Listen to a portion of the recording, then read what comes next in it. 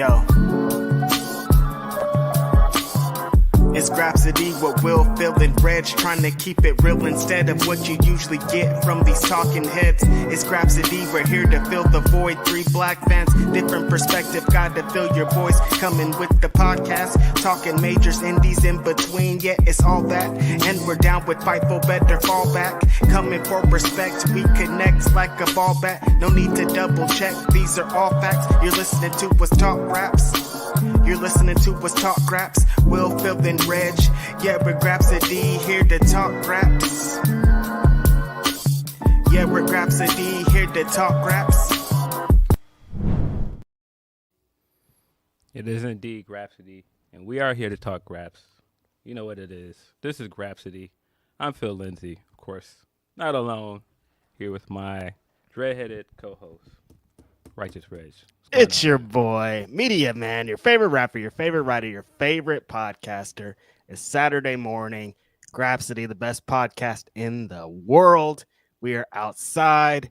We got a super dope special guest today. It's a lot going on in the wrestling world, Phil. Honestly, too much to keep up with. Every time I open my phone, I'm like, another thing? Bro, give me a break. But yeah, no, we do have a special guest, man. Homie that I feel is overdue of coming on this podcast. Don't know how we have not had this guy on our podcast at this point, almost 2 years into having the podcast. Insane. One of those guys that before we had a podcast, I tell people the story all the time of how me and Reg would talk in DMs. Reg is another guy that I send DMs and we kind of chuckle at something like, you see this? Yep. So again, it's just wild that we haven't had my man on. I mean, Rich Latta from One Nation Radio, man. What's going on, bro?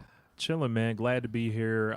As you mentioned, long overdue. I'm gonna try to do my best. Will Washington impersonation. Just fill in one light skinned brother for another. But yeah, man. I'm happy to be here. And Fightful's been such a big, important voice for a lot of things. And what we do over on One Nation Radio, me and James, we go crazy too. So I think this is like this is a super link up right here. So we'll have to get James on these. I was gonna say next time we got to have you and James on to really get into it. You know what I mean? Yeah, for sure, man. I don't know if I've ever told you a story, but I can tell it on air if I've never told you a story.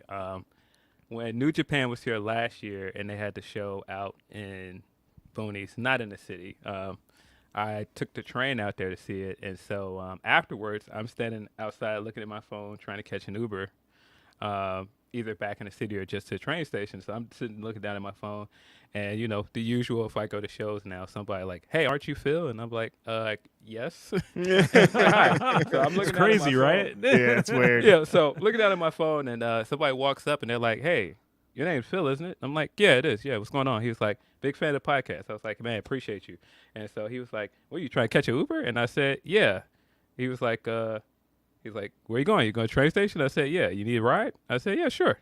So jump in, gives me a ride, and I was like, yeah, appreciate this, man. Appreciate the love for the podcast. And I said, how'd you come across our podcast? Just curious. He was like, yeah, I listen to One Nation Radio. And Rich and those guys, big up you guys all the time. And that's how I started listening to you guys. So, man, appreciate that, That's man. awesome, man. Yo, glad to get you home safely. Glad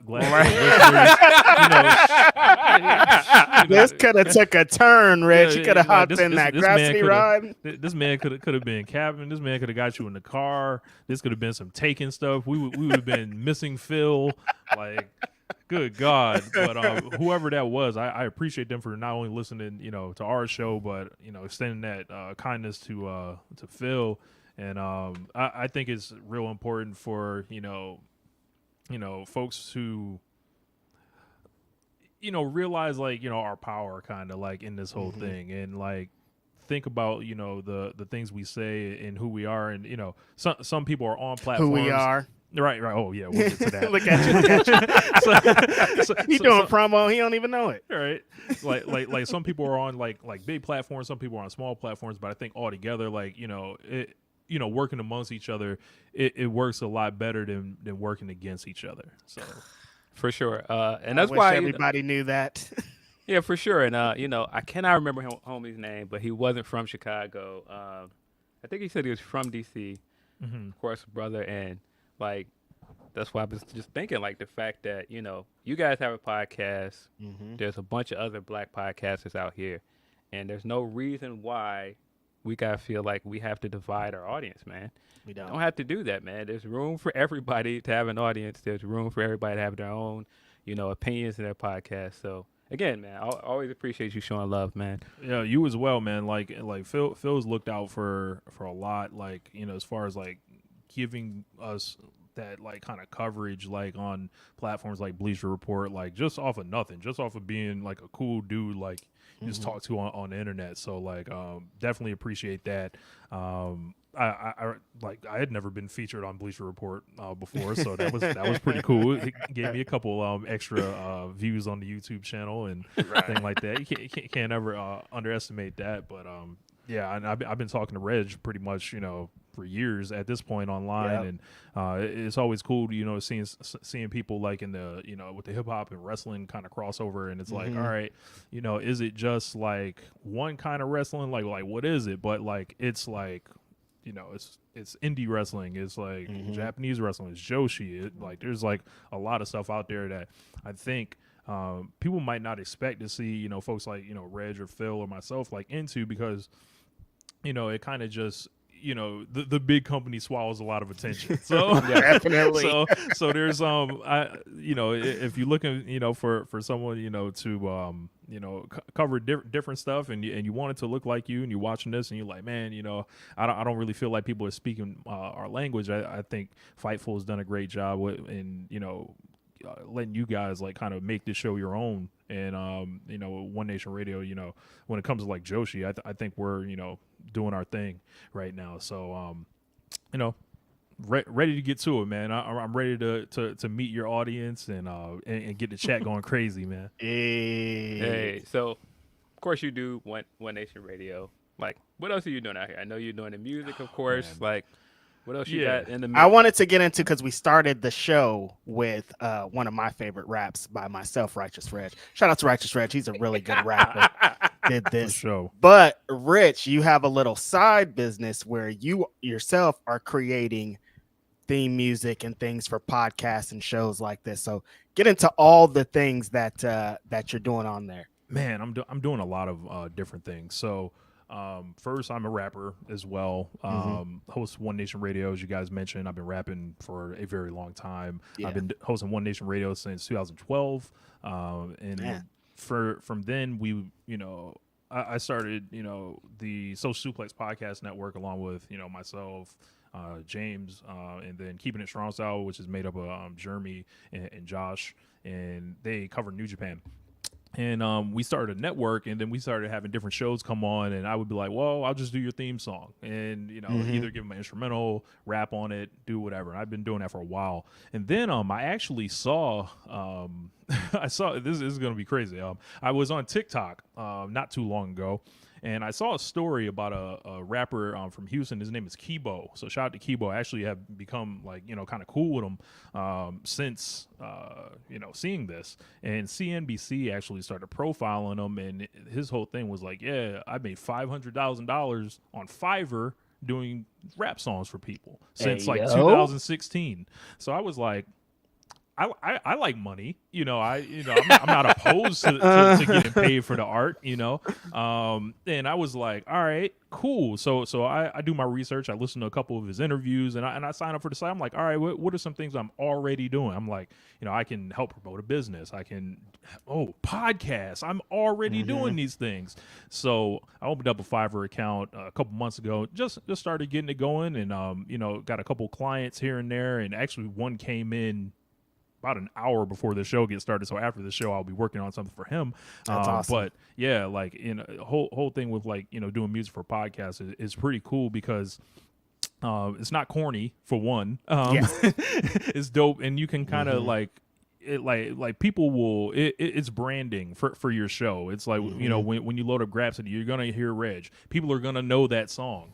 That's my most, I think about that all the time. That's my most well-known song. That's the song and the verse that people have heard the most from me, just because the show has, has a big reach. Right. And you know, every week on Keeping It Strong style, like people, you know, hear that stuff. One Nation Radio, the theme song's been the same for like 5 years at this point. I feel like people would get upset if I changed it at this point, but I think that's just, you know, something cool I started doing, and, you know, there's nothing wrong with getting paid for it. So I was like, all right, cool. Let me throw my hat in the ring on that. And, you know, I happen to produce as well. So like it all kind of works, you know, there. And then in the production stuff, I don't know if I'm supposed to be talking about this yet, but I'm going to drop it here anyway.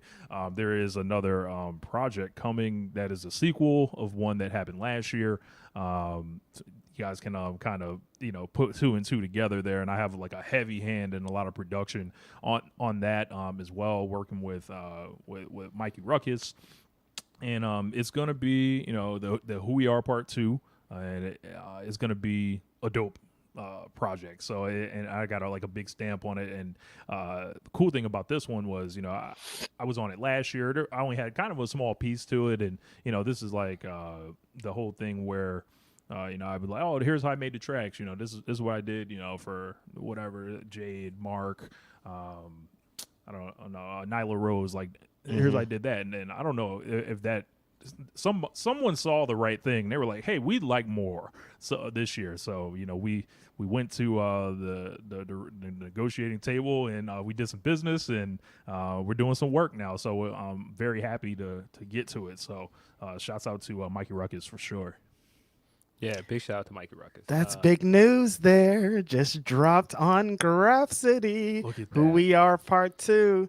Rich Latta has a big hand in it. Righteous Raj gonna be on there too. Very excited about this whole thing, man. Part 1 was so dope. Such a great experience. I randomly think all the time it'll just be a regular Wednesday at 1 p.m. And I'm like, we have an album that's in the African American Museum of Music. Crazy, And right? I'm just like, I'm like, I don't even, like, things are happening so quickly when they announce that sometimes I forget. And then when I remember again, I'm like, hey, yo. Right. You know, and people can say what they want about it. You know, there's people that like it, people that don't like it. But like Red said, like, you can't take it away. Like, it's sitting somewhere. So we in there. Yeah. No, that's huge. Definitely looking forward to what you guys doing. That it is like, it seemed like when you guys dropped the first one, that was right before, you know, friend of the show, Swerve was there. That was before Keith was there. And so it seems like you got more avenues there. You can get more stuff going. And, man, speaking of Swerve, shout out to him being a double XL. That is for sure. Oh, yeah. Big shout out to Swerve. That was pretty unexpected. That's the biggest, for people that don't know, Swerve was featured in the issue of the freshman issue of the double XL, which is like their biggest issue of the year. Showcasing a whole bunch of rappers that I've never heard of in my entire life. I watched their ciphers and I was disappointed. I went and cried in my bed after watching their ciphers. But our homie Swerve has a feature in there showcasing his rap talents, talking about wrestling. It's like the best kind of crossovers that we need and want. And, you know, guys like Rich and I have craved kind of these crossovers a little bit more deeper than what's used to happen, because as we know and as we always talk about, hip hop loves pro wrestling, man. Like, it isn't like the biggest rappers in the world have wrestling bars. My favorite rappers all have wrestling bars. Like, they're all trying to be connected, and there would be even more inclusion if the wrestling companies would let them.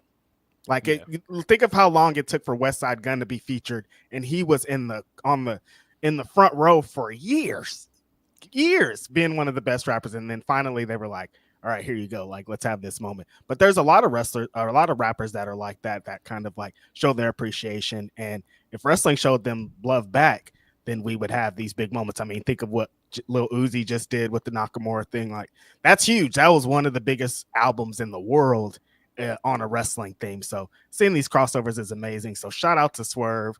Just dropped that album. Rich has some stuff to do with that too. Everybody just saying so busy out here, man. How was it working on that? Pretty cool. There was actually I think my favorite like beat I made was called Pity Pat.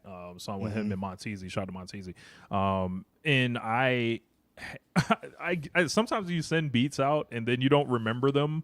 It's like, oh yeah, you have that one. Okay, so like I was at Swerve's place and he was like, yeah, I'm gonna play some of the album or whatever. I was like, all right, cool. Then he started playing, a couple tracks. Folks like Chase the Money, Prophet the Producer, different stuff like that. Then he plays me this other song. I was like, who made that beat? And then he was like, I was like, who produced that? And then, he was like, you did. I was like, when? So I number my beats. So I was like, send me the file so I can see what you're talking about. And then lo and behold, it's right there. So I actually have a beat breakdown of that video on my channel. Funny. So you guys should check that out. But yeah, it was great. Working with Swerve and Montezi is always awesome. Done a lot of work on, with the GPS album as well as Tears, and then Swerve's solo album, You Couldn't Be Me. 4 tracks on there. His single Grown Man Cry. It's always interesting to see, what they're kind of looking for. And, the cool thing about it is, like, sometimes you send stuff out and you're like, man, I wonder if they're going to like it. They usually like everything. So, it's been nothing but, great opportunities working with those guys, fun times, and, can't wait to keep working. And of course we'd have to bring it up. It's the biggest news that we've had ourselves in a long time.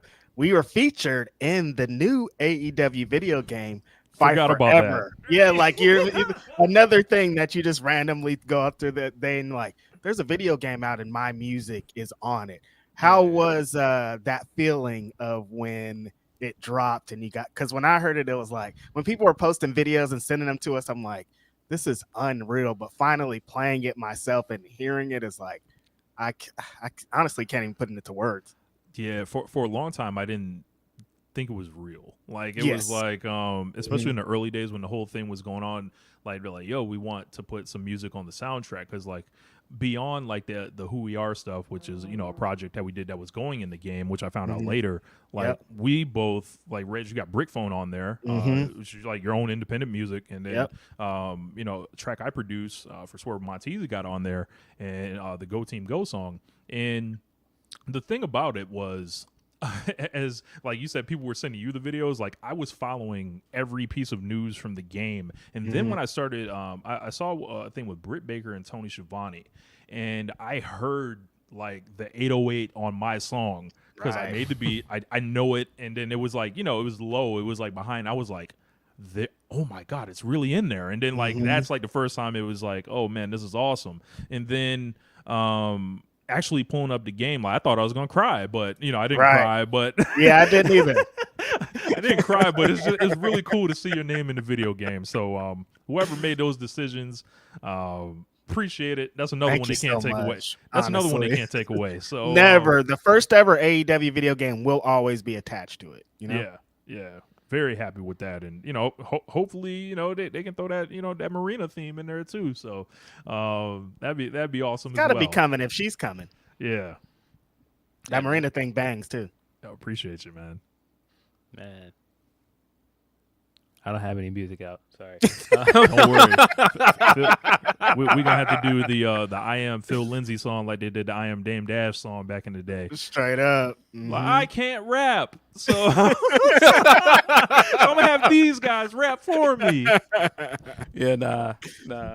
Can't do it. Funny. But nah, man, that's dope, man. On the Swerve topic, it is just crazy. Like, when you think of like rappers that have like done both, and just like seeing how much he's done. When like the last few years, getting a Benny feature, like getting in double. That's just like insane. Like that's crazy. Like, especially for the short amount of time that he's even rapped. He hasn't been doing this for a long time. He just started a couple years ago, and like every time I kind of talk to him about it, he's trying out new stuff, like new flows, and that's commendable because like it's not the easiest thing to just start trying to rap differently at any point, however long you've been. I had about 1 or 2 flows for like 3 or 4 years in the beginning. There, like you gonna get these raps. I'm the baby out here. What you want from me? So yeah, man, these raps, man. Yeah, it's real commendable. Like of the steps he's taken, like as far as like crafting the image, the videos, like the visuals with it, and he thinks about that stuff very in depth. So he does. It's glad to see, or I'm glad every time he puts something out and people are receptive to it. Yeah, I mean, doesn't surprise me. That's a dude that thinks meticulously about wrestling as crazy. well. Yeah, So seriously. it doesn't surprise me. But yeah, man, I know you were not feeling the freshman stuff, Reg. But you did get a Nas album, so you could go and do your old head, New records and Nas listen album, to. new Black Milk album this week. I haven't gotten to listen to either one of them, I was joining unfortunately. straight. But yeah, those are Shameful. old heads. Old heads are being represented for. I'm not mad at it. That's so funny that this recent talk this year, for some reason, people are like, hip hop isn't selling. I don't know why like people have become so obsessed with this, but like, and then that's the argument that they were making. Like Nas and Wu-Tang are on tour together and they're selling out every show. Like their shows are packed. The old heads are outside. I've been to 2 Nas shows while I lived here in the Bay Area. One was Nas and Wu-Tang, and then the other one was Nas and Mary J. Blige. All packed. Aunties and old heads outside all day. Like, and that's going to continue to happen because that's how it is. But on the other end, there's all these like Lil Baby had to cancel his thing, and all these rappers that are canceling their things just because it's Dirk too. Yeah, Dirk too. Like it's just so different for that crowd. Also, like the festivals kind of screw it up too. Like, how are you expecting these young people to spend $500 at Rolling Loud, and then when their favorite artist comes, another $200, another $300? Like, Yeah, I mean, it's crazy. It's certain artists that can demand that money. That's why Drake coming through and doing the crazy numbers. I mean, he's Drake. Like, not everybody's gonna pull in Drake numbers. You should. But yeah, man, like the old heads are definitely out here. LL's touring soon. And look at it like with how their audience receives the music, like the artists, like your Wu-Tangs, your LL fans, they're used to showing up to shows like that. They are. Folks that have come out in the last couple of years. They came out, some of them during a pandemic, so people couldn't go out to necessarily support. So what they did was stream the music, play it on the TikTok, but like it hasn't made that transition over into being ticket buyers. So like it's that legacy act stuff is really powerful, and it's actually really cool to see hip hop get something like that finally. Like we're not just throwing our old rappers out and basically like, yeah man, y'all have nothing to offer anymore. Like we saw the Juvenile Tiny Desk. I did a review with James on that, and I just like I went crazy over how great that thing was, and I was like, I'm calling it like their victory laps like around, because they deserve this stuff. Like and I think it's on us, like as consumers and fellow artists, to like not forget these guys, because no one's gonna preserve the history but us. So right now, Nas has me inspired, honestly. Like him continuously putting out these albums with Hit Boy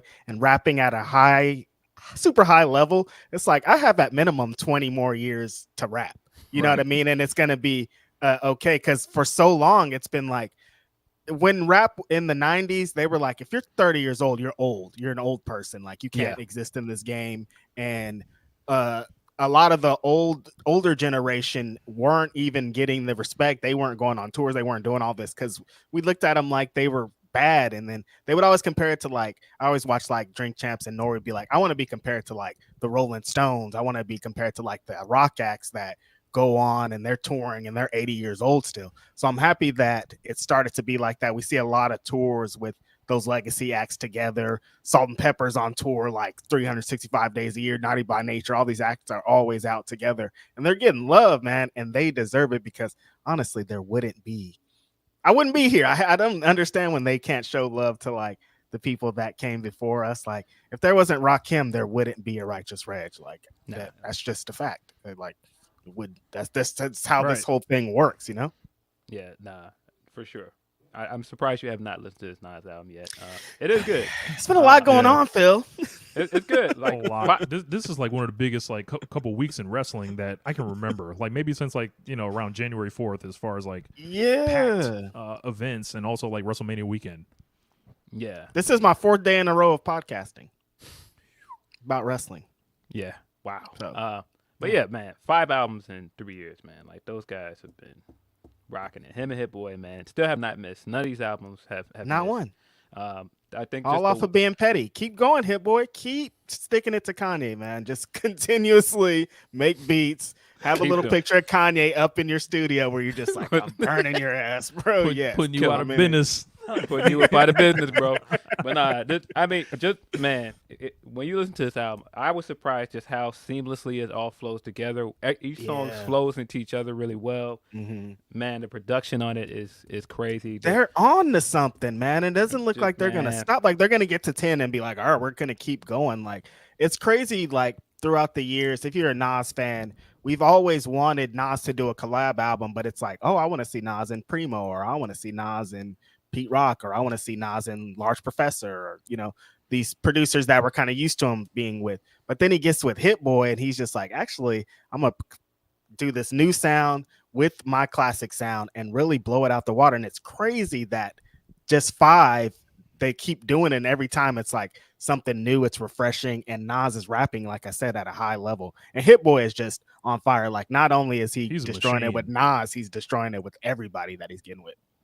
Yeah, nah. Yeah, Hit Boy's a machine. Like, and like, I think the cool thing about Hit Boy is like, he can approximate pretty much anything that Primo, Large Professor, anybody in the '90s could do. Like, Exactly. and then also like give Nas a little something else. Like, Right. and it's just, like I was listening to Magic 2 yesterday, and it was like, why is he still? I was like, why is he still doing this? It makes like, me and mad. Not in a bad way, but it was just like, yo, like that, like he has no reason to keep going, but he is, and I thank him for that. It's like when anytime Black Thought puts out a freestyle, I'm like, this is not fair, dude. Like you gotta eventually you gotta stop. You can't continue. You can't be 50 and get better at rap. That's not how this works. But they're like, actually, no, we're gonna get 50 and become better at rap. It's crazy. Right.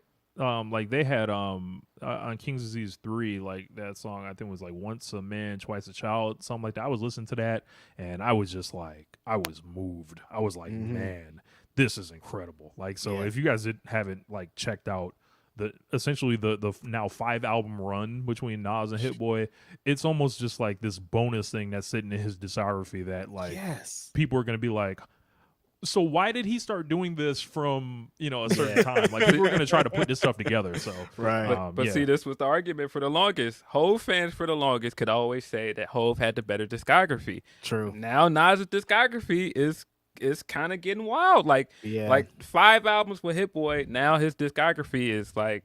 It's like, what do? Do we not count this stuff? Like I don't think you can just throw it, be like, oh, he made those are senior circuit out. I don't think you can do that. No, these are included. We talk about Illmatic, It Was Written, Stillmatic, King's Disease, Magic. Like they have to be included in this thing. And Hove.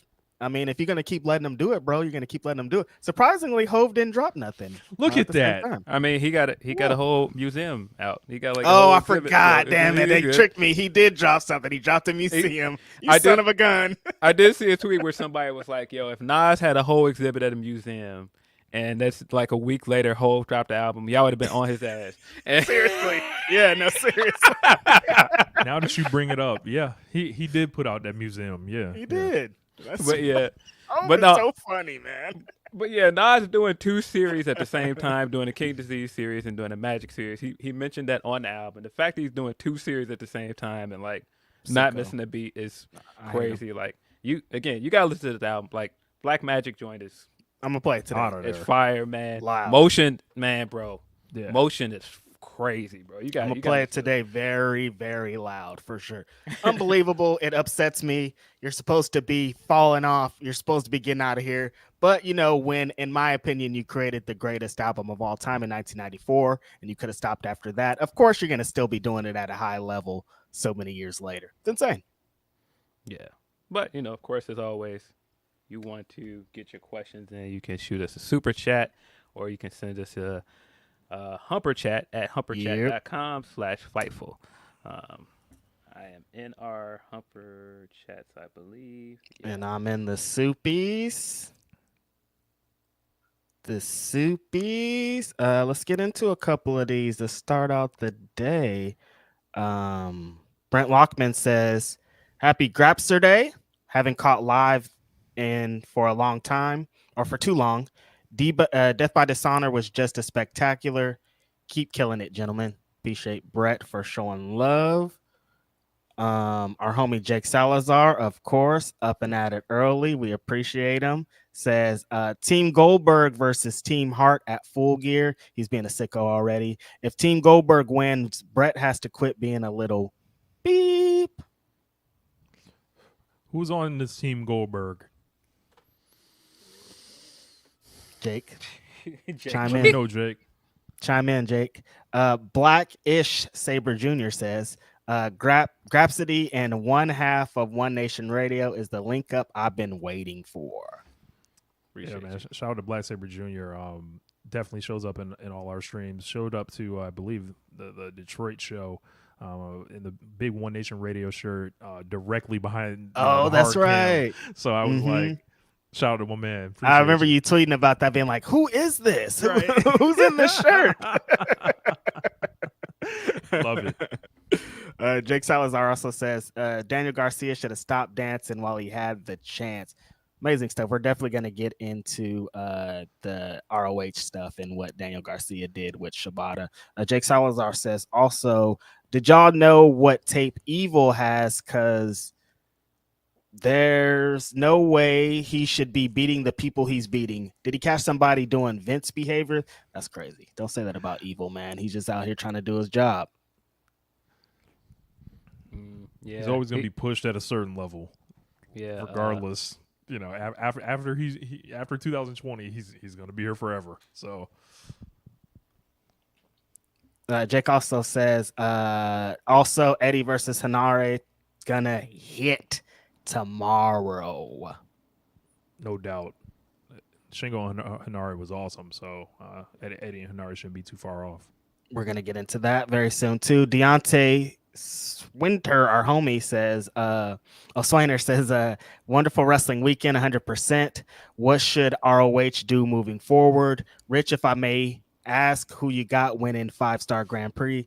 Wishing love and blessings. Appreciate you, Deontay. Who you got, Rich? So Deontay, I actually did a big preview this week with James of the 5-star Grand Prix. It's about an hour. We put an hour clip out. I've got Mayu Iwatani winning this year. I know it may seem like kind of an out there pick, but I thought about a couple things. I had Utami coming out of her block, Mayu out of hers. It just seems like Tam with Saya Kamatani in the same block, I kind of had to pick between Saya Kamatani and Mayu. I think Mayu is going, like what's telling me is I'm picking from my heart right here. So I think Mayu is looking to win this on some 2018 Hiroshi Tanahashi last gasp in conjunction with the movie, that's coming out with her.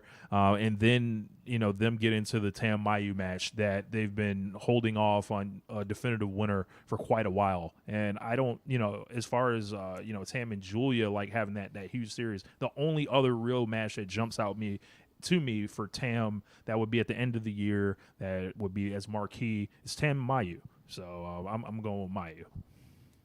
No, we team Hazuki over here, buddy.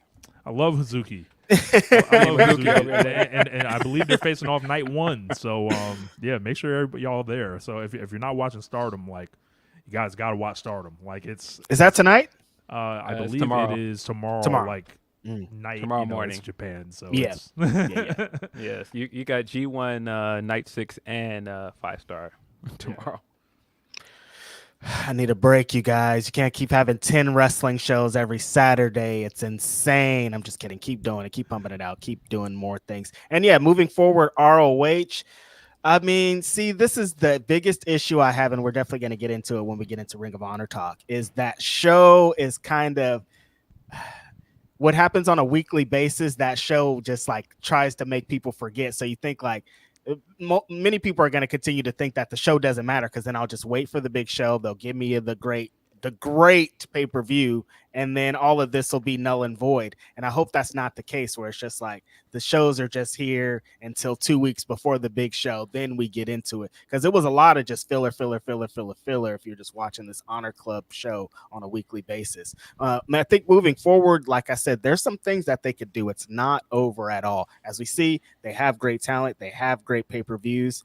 I think they should get into more of an impact model. So from here, they just had a big show. At the next Ring of Honor taping, you start moving forward towards like a super card type show that's not a pay-per-view. It's just going to be on Honor Club in 3 weeks and 4 weeks and 5 weeks or whatever.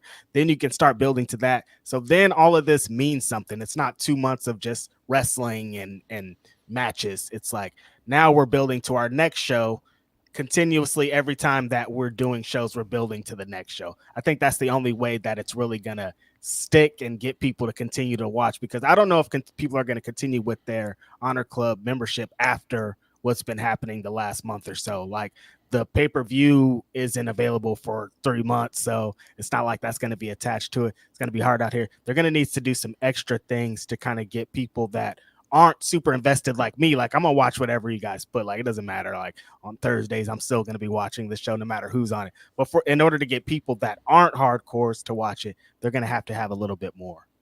I think that some of that also will come down to like the taping as well. They stopped doing those Universal tapings, and they're doing a lot of them on Saturdays after Collision. And sometimes it's rough with those crowds. Like half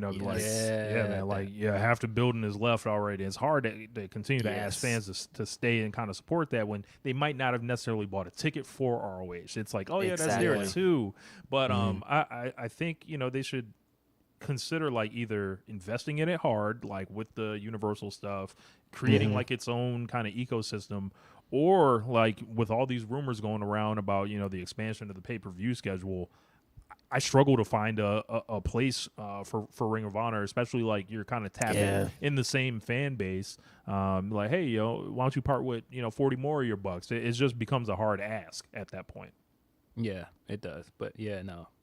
I think the tapings need to go back to Universal, man. They were brutally quiet during that Utami and Trish match, and it was a great match. And I was like, come on, man. Like, there are certain points of it where Trish is trying to get the crowd into it, and they're giving her little to nothing. I'm like, nah. And I mean, like I said, that was a great match, but it just those crowds after Collision, man. Like, you're already sitting there watching whatever 3 hours of wrestling, and then you're asking them to sit through whatever 2 or 3 more hours of wrestling. It's a lot. And then I understand. I heard that Tony kind of discussed it in the scrum last night about how it's for money and money stakes. If we have a show already and this is connected to that, it just makes more sense. But for the wrestling sake and for the fans' sake, we're gonna have to try to get some of these Universals tapings, because just like you said, Phil, that Utami and Trish match would have hit way different if they were in Universal with the fans that were actually there to see Ring of Honor. And that's how it's been for a lot of Athena's reign too. Like, Athena's been a dominant champion, and she's had a lot of matches after 5 hours of wrestling. She has to go out in front of who's ever left after being here for 5 hours. So in cases like that, we got to figure out a better way to present this. So, but I think they could do it. Like I said, if you have talent like this, you have one of the best wrestlers in the world of Athena kind of being the captain of the ship. Like, we out here. Robert Aquatic says Team Hart versus Team Goldberg at Full Gear. If Team Hart wins, Goldberg has to go to wrestling school. Where are y'all getting this Team Goldberg stuff? Where is this coming from? Y'all gonna have to explain this one. What is this, man? I know Brett goes in on Goldberg, every day of his life. He goes to the mailbox, and blames, tripping on, a blade of grass on old Bill. But I still haven't learned who's in this Team Goldberg yet, because I've seen the influence of Bret Hart. I haven't exactly seen people like, I'm about to emulate Bill Goldberg out here too much. I'm not in. I want you guys to stop it. You guys are being silly. We don't want to see Goldberg. Leave it at home. He's already ruined a whole bunch of careers. I mean, he's ruined Bret Hart's career. He tried to get Brock Lesnar. He tried to get The Fiend. Like, he tried to take a whole bunch of people down on the way. He got Undertaker. He really got him bad, too. I was about to say, he took The Fiend out. Get The Fiend. He got a body on The Fiend. And you sickos want to see him in a Survivor Series match. Y'all are being nasty.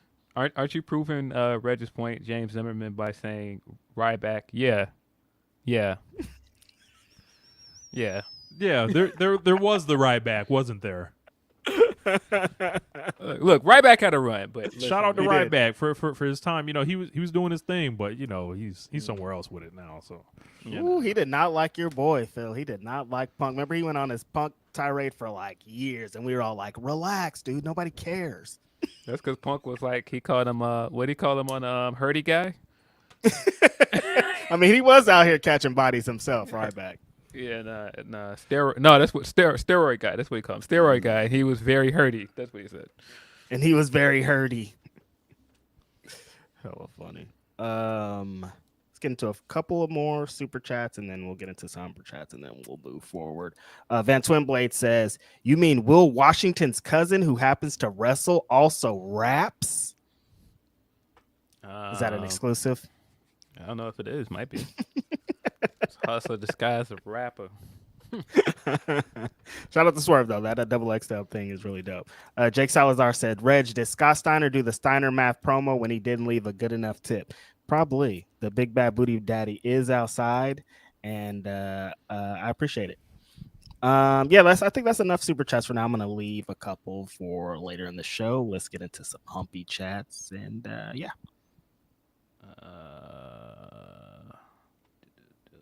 Oh, we're all the way off the page with it. I gotta scroll all the way down. Hey. From BJW to Grapsody, I think AEW should give the women the opportunity to be the first division to do a round robin tournament on TV. You could do 2 matches on Dynamite, 2 on Collision, and maybe 1 on Rampage. I think that would be a cool idea.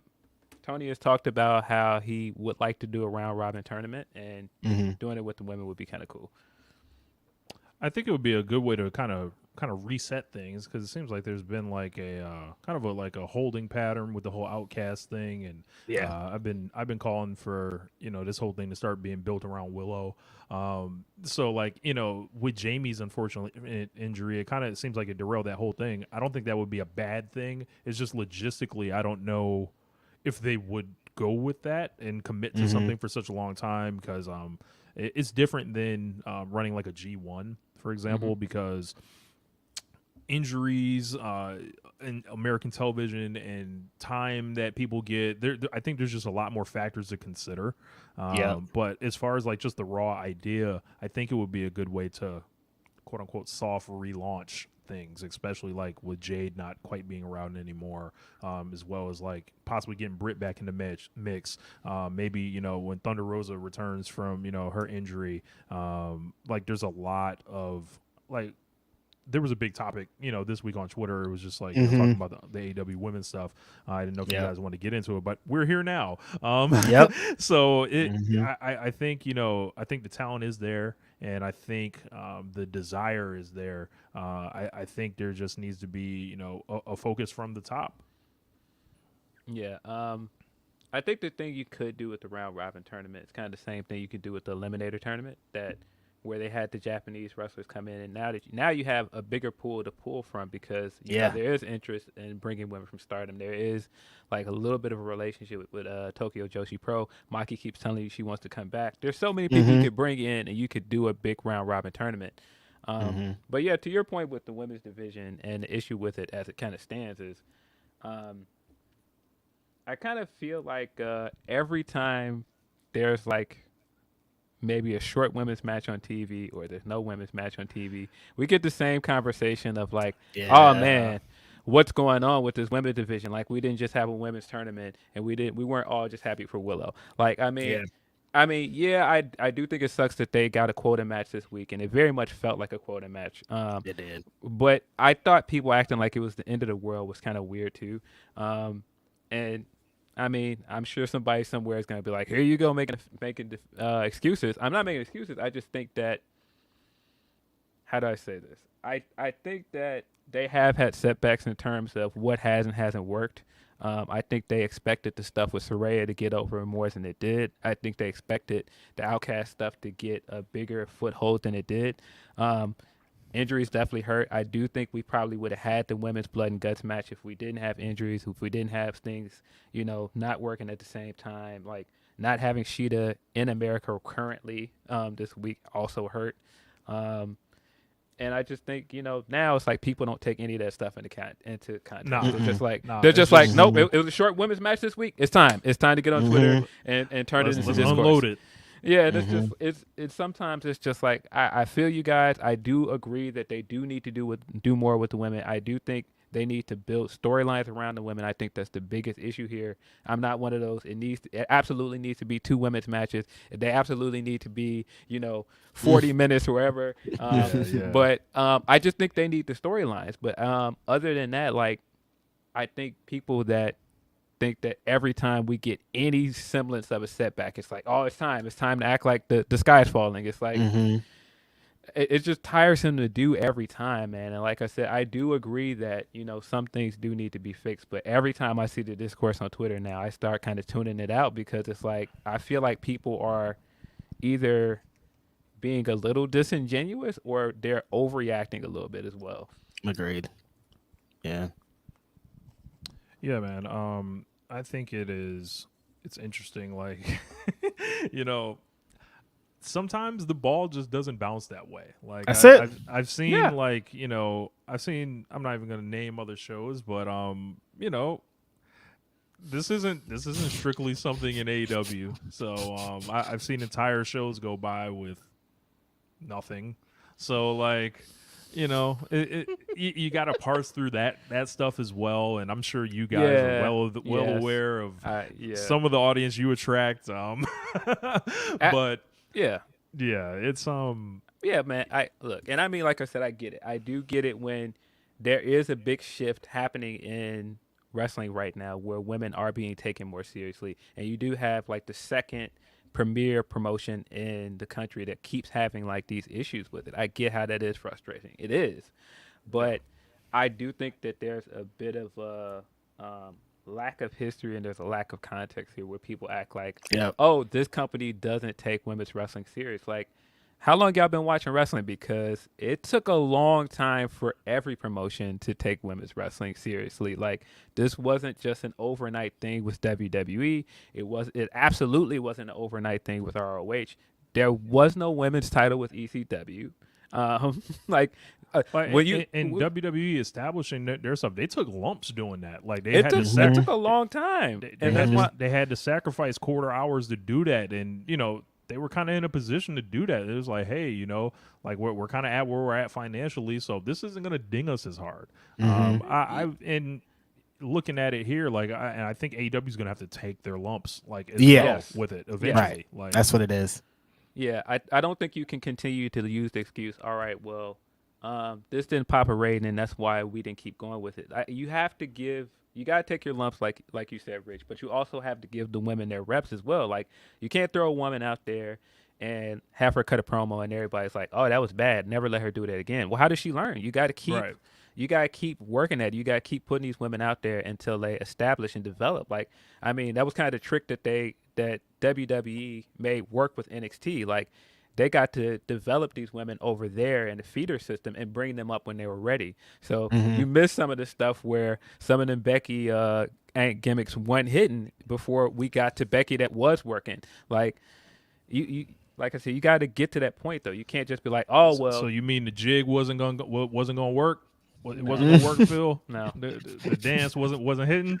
No, Nope. No, the Michael. We wasn't gonna throw the Bella twins out for that. Like, the Michael Flatley stuff wasn't gonna work, bro.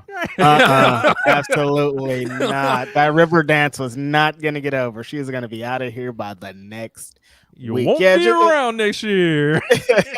It's all about exactly what you guys are saying. Reps. You gotta invest in these women. You gotta give them a chance. It's gotta be more than what's presented.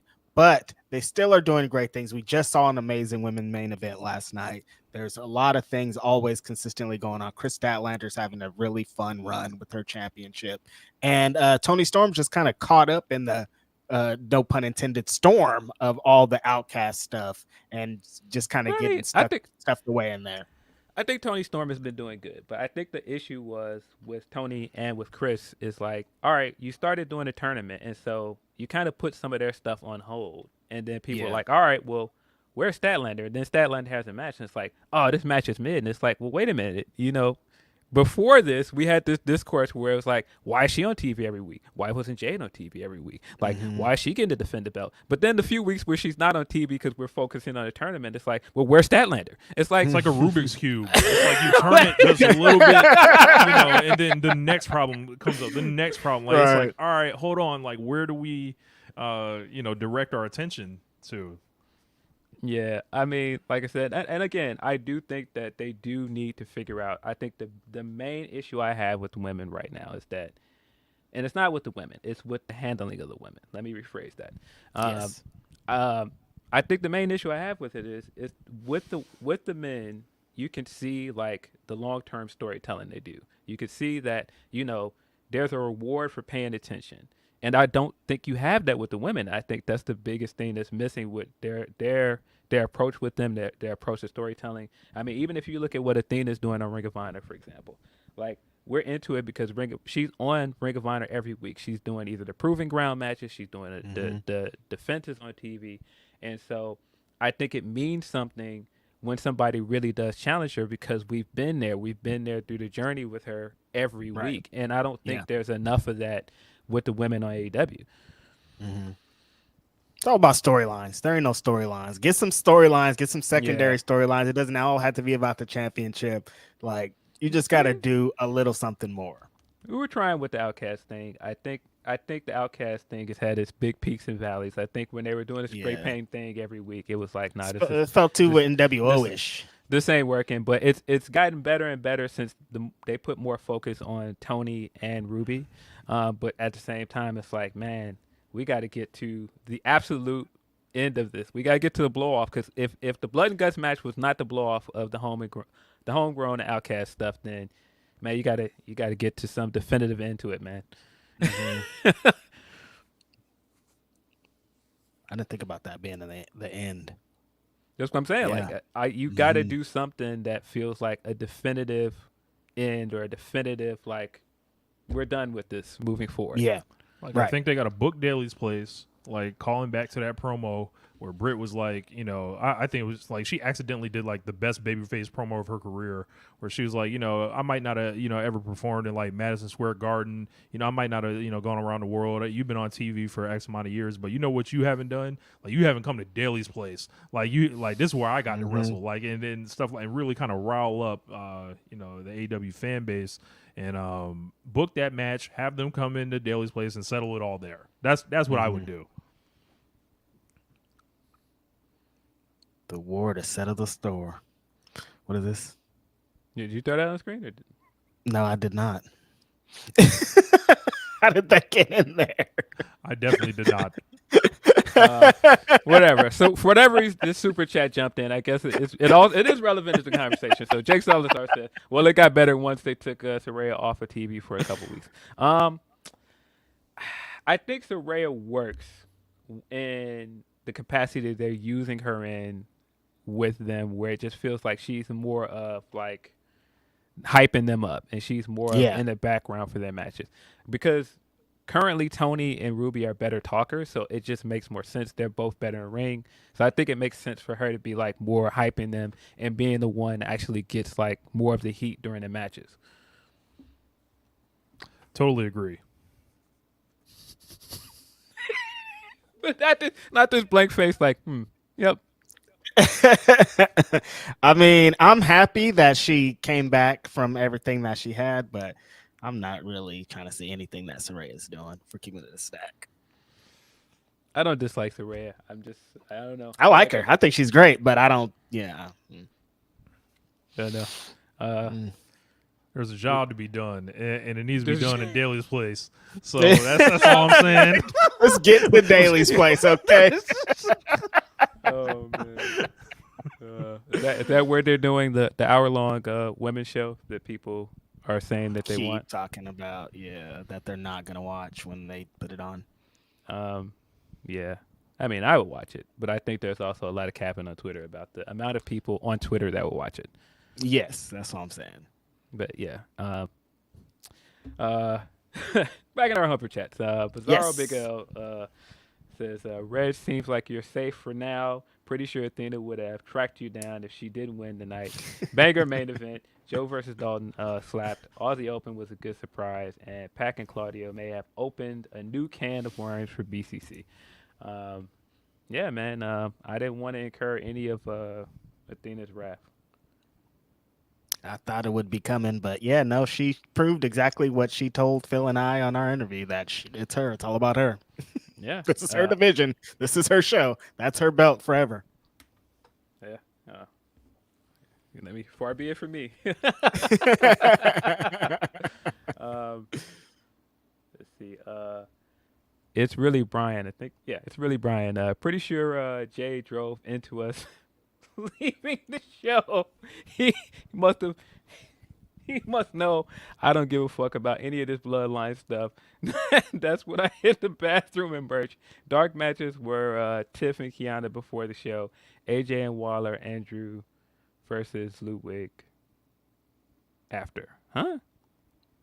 Adrian Waller and Sorry. Oh, AJ versus Waller and Drew versus Ludwig after the show. Yeah.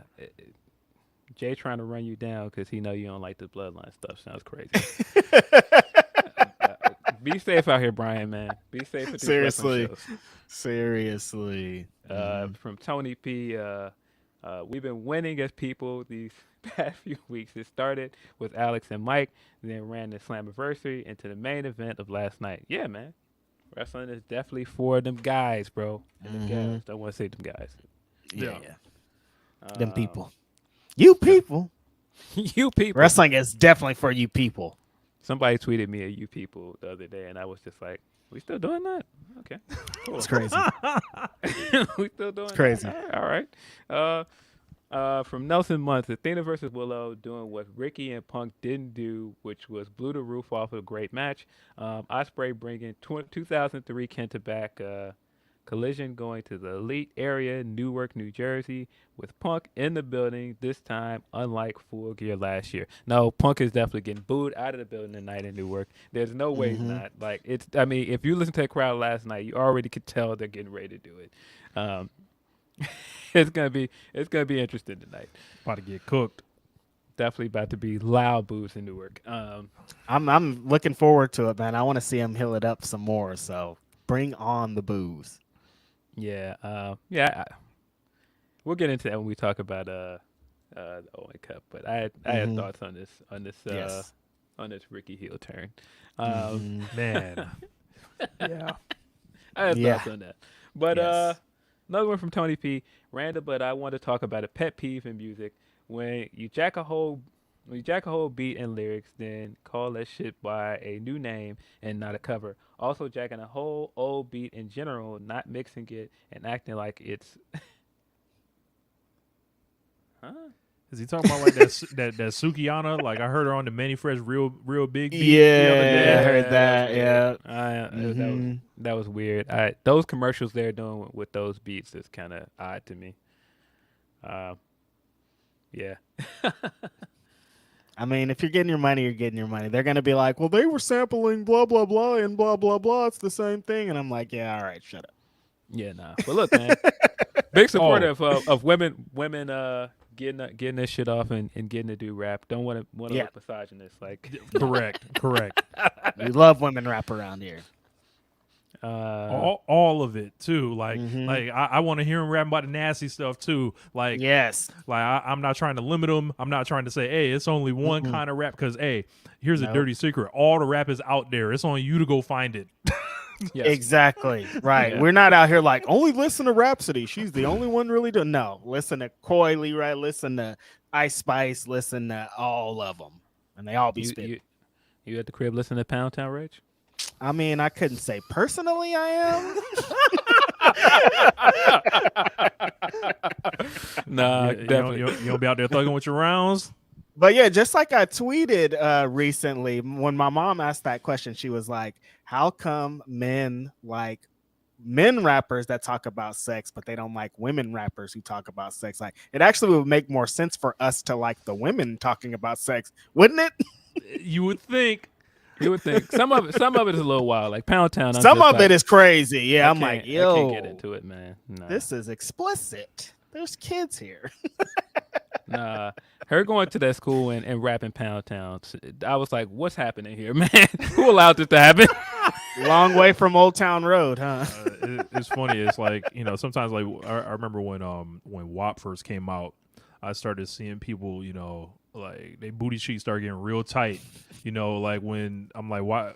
Like I didn't have no problem with the song. I figured it would be like one of the biggest songs of all time. Turns out it was, and it's not really too different than Kaya years ago when she was like, "Well, my neck, my back." Like, there's a history. Uncle Luke, like this is Uncle Luke, 2 Live Crew. It goes all the way back there, like and then I believe I saw even Uncle Luke come out and say something, and it was like, man. it was like anybody but Luke. Come on, man. Like one time Snoop came out and said something like that, like the new I'm like, Snoop, absolutely not. You gotta let him do their champagne on women. Like I've seen you do all kind of crazy stuff. Snoop has been in porn, hasn't he?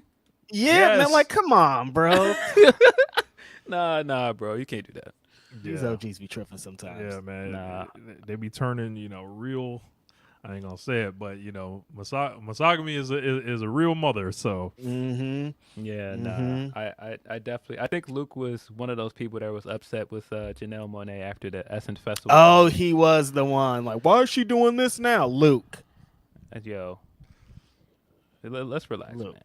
If she's trying to free the titty, it's all right, man. And we want to see that. I don't know. Like, don't stop trying to interfere with that, Luke. Why are you doing this? I didn't understand what was to be upset about with it. Like, it was like this brief thing she did in the performance that if you listen to her music, it played into the song that she was performing at the time. I didn't understand why people were upset by it. I was like, I didn't even need that. Look, I didn't even need that, Phil. I just saw what I saw, and I was like, That's you know it. What?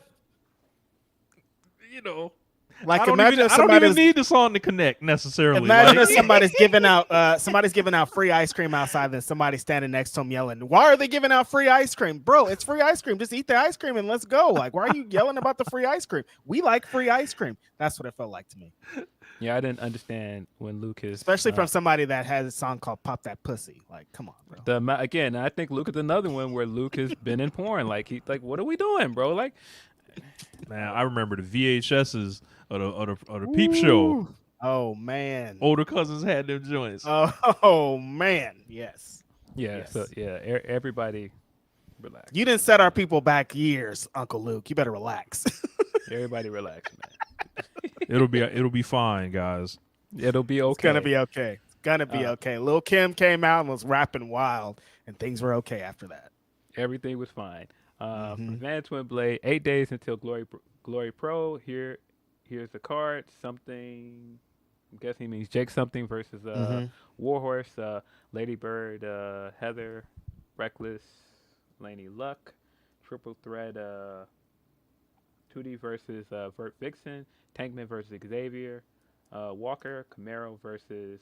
This is very hard to read without commas, sir. Without any punctuation in it. This is very hard to read. Camaro versus Crash Jackson, and a special match with Ray Phoenix versus Cody Lane.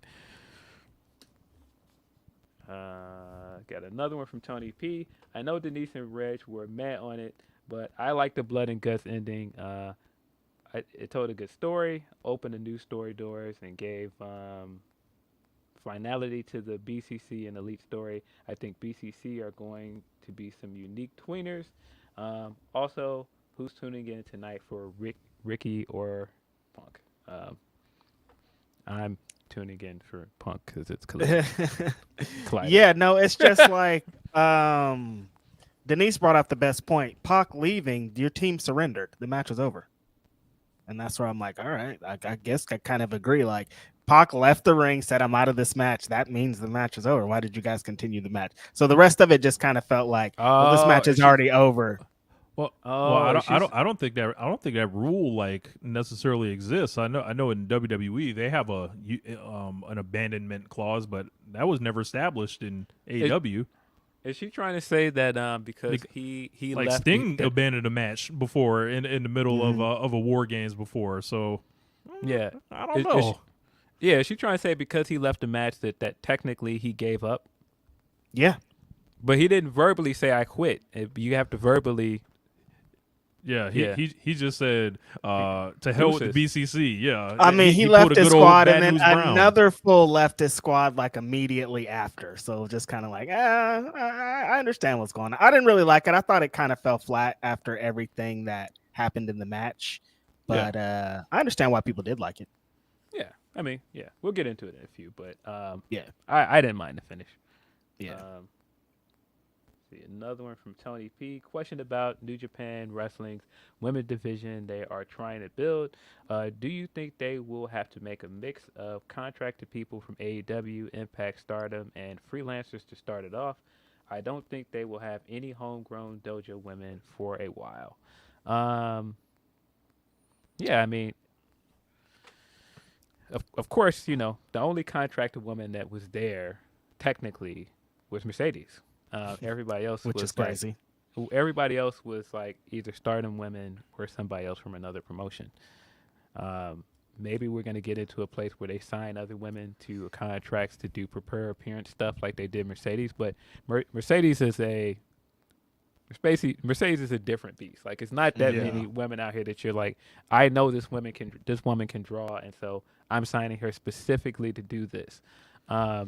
I do think they're gonna have to do like a mix of like wrestlers from other places, but you've kind of got the cheat code because Bushiroad owns Stardom, so you have like a plethora of women from there you can use. But yeah, I don't see any problems with them using like freelance. I mean, we know women that have trained at the New Japan dojo like Trish, so I think we'll see more women from like indies go in there as well. I think it'd be hard for them domestically to justify opening, like starting like with young lions of women's wrestlers just because of the Stardom relationship, and eventually like it's like Bushiroad is very cautious on how they move, like especially expanding entire divisions of things. I think that we are more likely to see the situations that Phil was talking about, like as far as like, hey, if there's somebody on the American Indies that is going to work in the LA dojo and try to come up that way, I think they're more likely to like, hey, Trishadura's out there, Janai Kai is out there, someone like that they take in and they're like, yo, we're going to like make you like a flagship person of New Japan Strong or something like that. As far as opening a dojo, I can't see it. For domestic Japanese women, I can't see it. Yeah. People have to understand like wrestling in Japan is different. They have like So different. They're not gonna let too many things like interject with somebody else's business. Like Stardom, like I said, is its own thing, and I don't think you bring in Stardom and buy that promotion and then also start building a women's division from scratch under another roof. Like I just don't know how that would work. And if they did, it would be ugly because what they would do is start trying to sign. Exactly. Sign away from them. Yeah. Yeah. I'm not sure how that would work. See, I think we have a few more upper chats. Let me check and see how many, because might need to just jump into topics. We only got two more. Let's jump into it. Okay. So, from Black Phoenix brand, happy Grapsody Day. On the road, so I can't listen live. Just wanted to say to you guys, thoughts about defending Ye are just like mine. After Watch the Throne, from Yeezus on through, I couldn't even defend him anymore. That said, what was his last great moment? I'm assuming this is coming from us talking on Ask Grapsody for context for people, because we had the whole conversation of when were you off board with Kanye? I was officially off after Pablo. Like I was done. Same here. Yeah. His last great moment. That's a pretty good question. I think for me it'll be like, started listening to No More Parties in LA. I'd be like, yeah, I think I'm good here. Like after that, like No More Parties, him and Kendrick Lamar, and it was like, all right. And then the antics just got crazier and crazier and crazier and crazier. And then I was like, I'm not being a slave to your rollouts. I'm not being a slave to your opinions. I'm not being a slave to your politics for this music. It's not worth it. Like it's not. Like, that's exactly what we talked about on Ask Grapsody. Yeah. Like it's like the college dropout's not coming out again. Graduation's not coming out again. Like it's not happening from this point forward. So right. Yeah. You know. The last great Kanye moment was giving Andre a moment. And then, but see, he even ruined that. God damn it. He ruined it. He ruined that because he ruined it. You used that to then also try and sideways throw shots at Drake on that song. Yeah. And so we didn't even get the song like we should have. And then you both ended up upsetting Andre. Like, who upsets Andre? This is a peaceful man that just wants to do that. He just wants to travel the country and play his flute in cities. Like, why are you upsetting this man? He gave us a very great introspective verse on like his mother and all this stuff. And then you're still like trying to beef with this dude. Like, Phil, this man just wants to walk the planet freely as if he's not one of the greatest rappers of all time. Yeah, that's it. He just wants to He walk ain't trying to around. hear none of that. He's trying to play his flute somewhere and just kick it. He's not trying to hear none of this. And y'all got him caught. How y'all get him caught up in something? He wasn't even caught up in rap beef when he was a full-time rapper, and y'all got him caught up in some rap beef. Come on, man. It's sick. But yeah, I'd probably say like 30 hours from Pablo, that Kanye is out of here, but that song, like I could possibly put that in like my top 5. Yeah, and he didn't write that. Driz for doing that. But yeah, that's a great song. So 30 hours. I don't know. I don't know who gets the credit for this, but that was the last time that I was really into it. It's Kanye production. If we're getting into songs Kanye didn't write, we had to take a lot of songs off the beat. Yeah. Because there's a lot of Kanye songs that people don't know he didn't write. Right. But no, 30 Hours is fire. Like I said, Pablo is probably his last really good album in my opinion. That was definitely the me. last one that I listened to in full. I've heard good things about other albums, but I was just too annoyed with him at that point to give it a chance. Yeah. I'm out. Man. Saddening. I used to be a big sad. Guy. Sad. I mean, I'm over here in California, and it's sad. I could imagine somebody being in Chicago and how the impact hits over there. Yeah, I used to be a big Kanye guy. Man, Can't do it anymore. It's like, would you rather like Kanye become like a full crackhead than what's like happened to him? I think I would have much rather him just start like, yeah, man, we have found videos of Kanye was smoking crack uninhibitedly. Like I would feel way better about supporting Kanye West. Like he's on the streets and he's trying to get back to streets. it. Yeah, right. I'd be like, all right, man, help the brother out, give him a chance. Like I'd much rather accept crack use from him than some of the stuff he's done. Seriously, I won't even question it. Oh, crack, yes. Being whatever he's doing over here, no, absolutely not. Yeah. Nah. Him showing up at the White House and all of the antics that slavery was a choice. Oh man, it's a rough time for Kanye fans, but. That thread that was on Twitter at one point where all those videos of like Kanye's greatest moments, endless entertainment. The one of him in that garage and dude was like, "Hey Kanye," he's like, "Shut the fuck up! It is 4 a.m."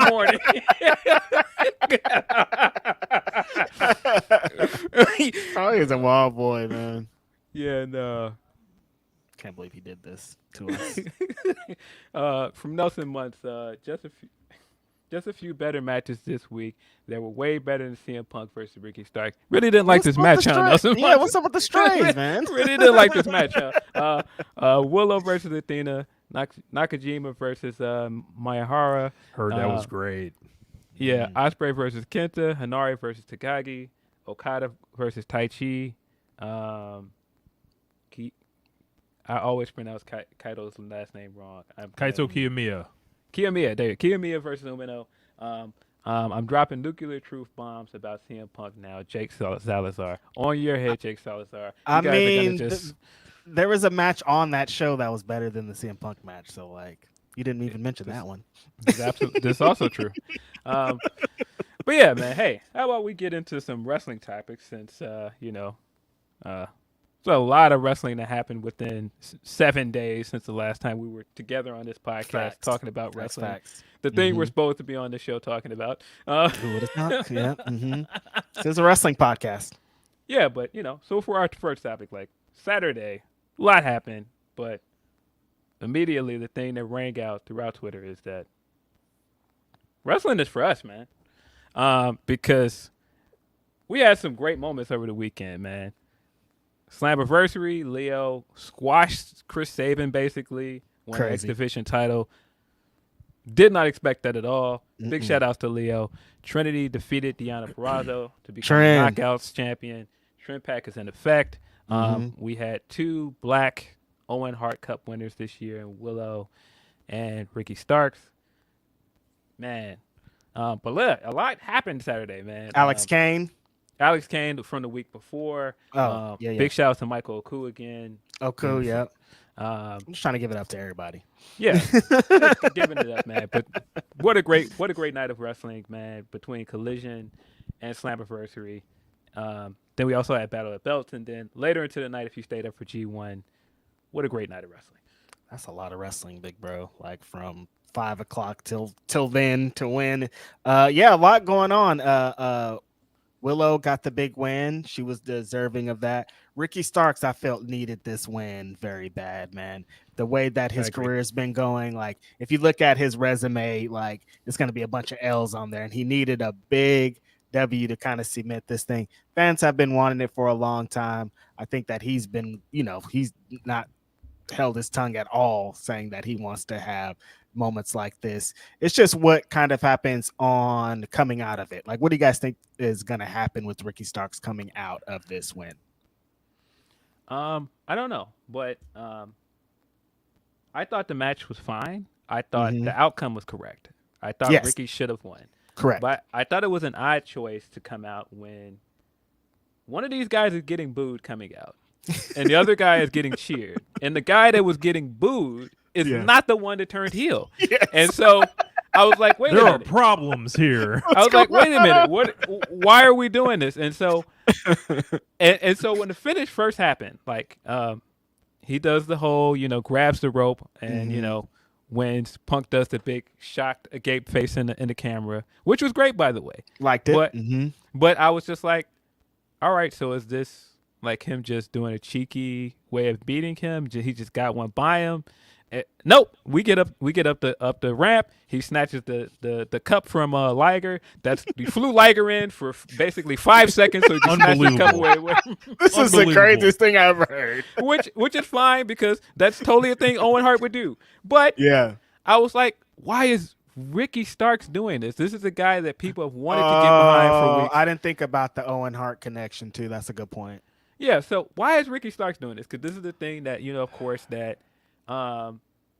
Like I said, people going into this match, people assumed this was going to be the next development in the Punk heel turn. And it's not. It's not. Instead, Ricky is turning heel.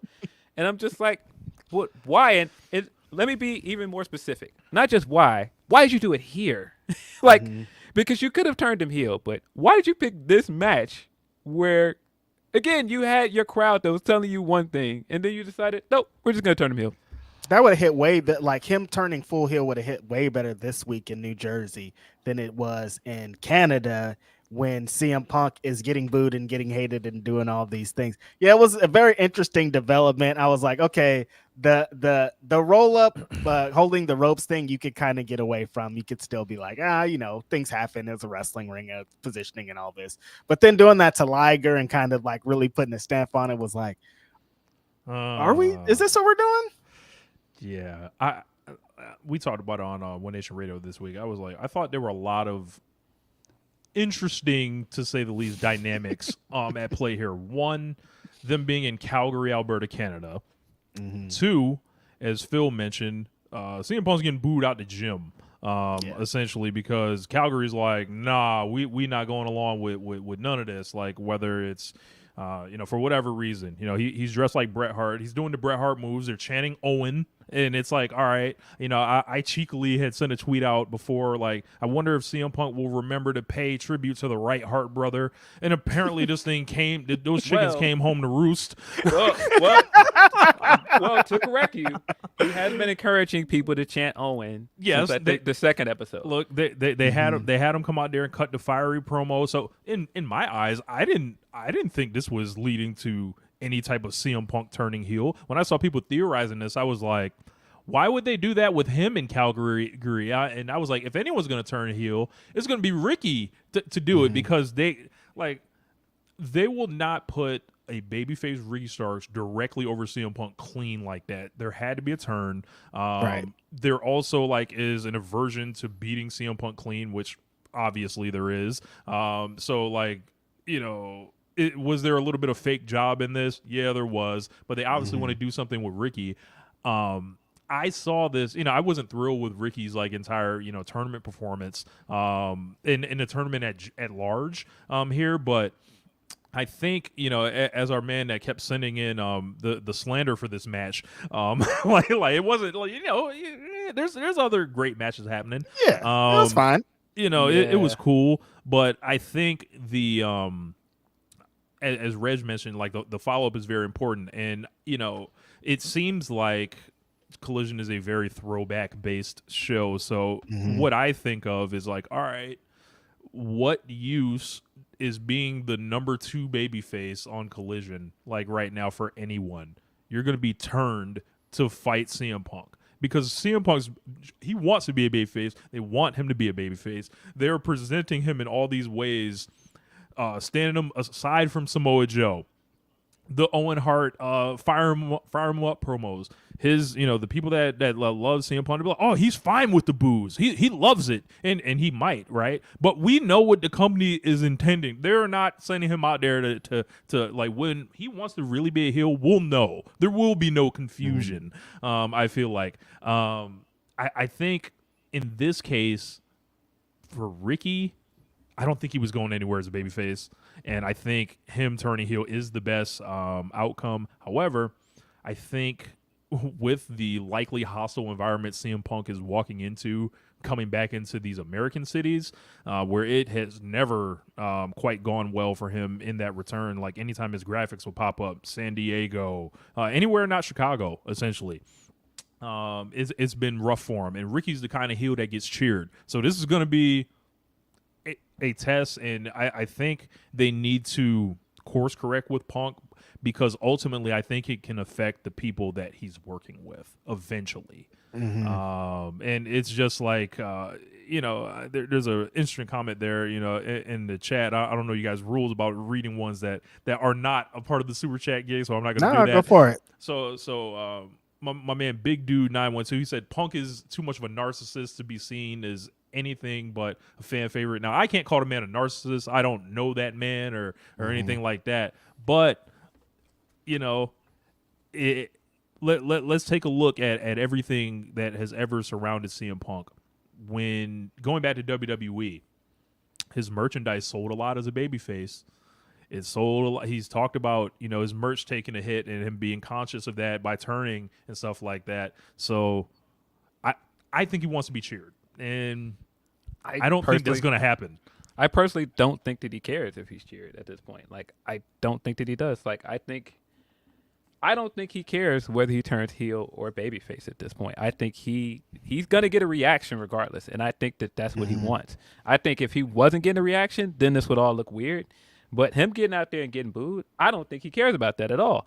I think, and that's why I'm like, if you've got this reaction he's getting, and if you've got a guy in Punk that knows how to do business, he knows how to play into a crowd, why would you not let him do that? We've been seeing him do that in all the matches going up to this point. Man, look at the Kojima match. He's getting booed, and he played up to it.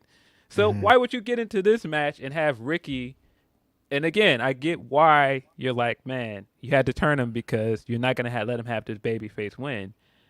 But it just felt like the execution was off here, because it feels like you could have done something else other than this, because I thought this just didn't work. I feel like it felt flat. And I feel like, again, there's nothing wrong with him turning. That's not what that's not why I was confused by it. I was like, why'd you pick this match to do it? That's it. Because it was just and why'd you pick it and pick this execution with it?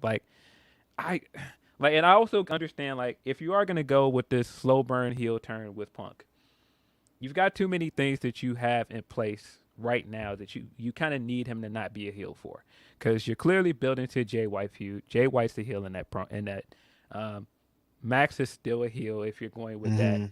Yeah. So you kind of need Punk to still be a babyface in the meantime. But there's certain things he's done that read as heel. Like they just do. There's certain things in the matches he's doing that reads as heel. There's certain things he's saying promos that read as heel. But that's why I'm also looking at the reaction he's getting booed. It's like, how do you look at that and go, let's have our Owen Cup winner turn on this guy. And he'll get booed for it. It's like it's not gonna work. That reeks of like what was happening like with Roman Reigns when they would just turn people heel on him, while just the wrong reactions are happening for him. Like I think they need to seriously consider turning him heel. The problem is they've set up this entire show, as Phil mentioned, like with a heel factory around him. So it's like he's got to face almost all of them.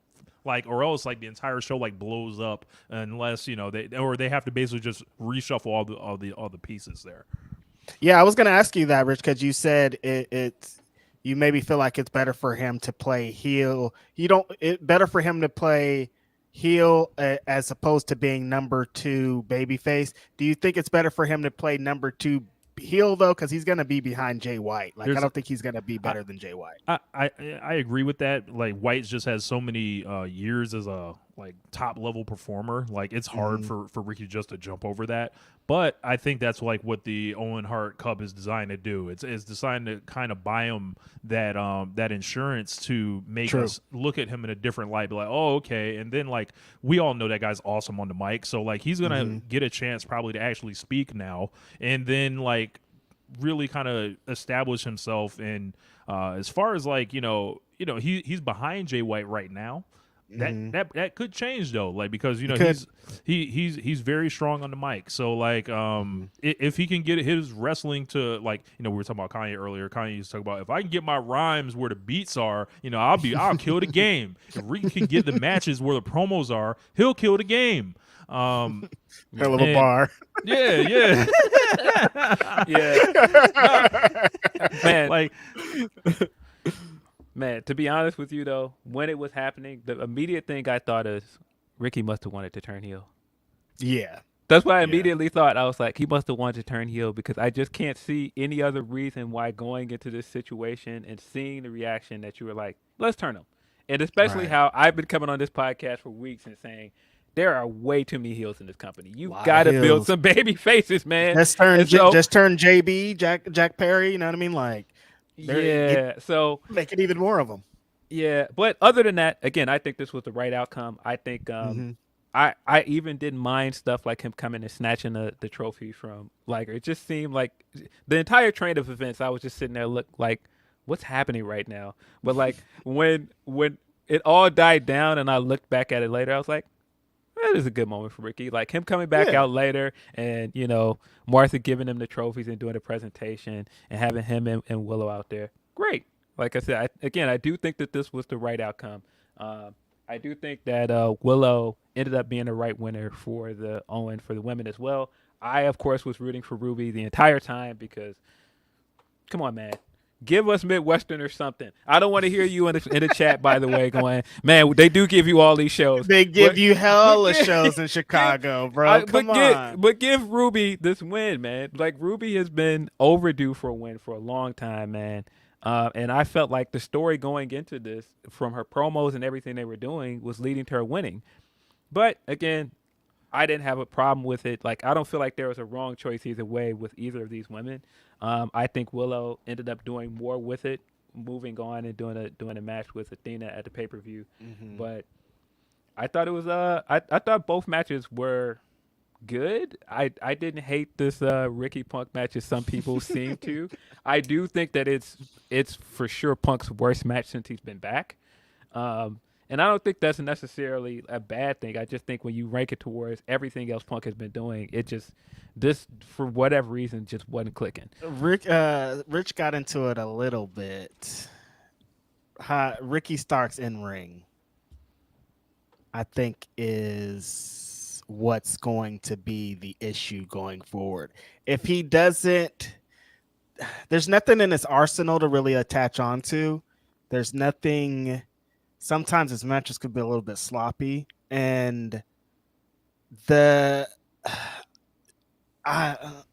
there's something missing still. I think he's an exceptional promo guy. I think he can work. It's not like he's not, but there's something when the bell rings that's missing from his matches.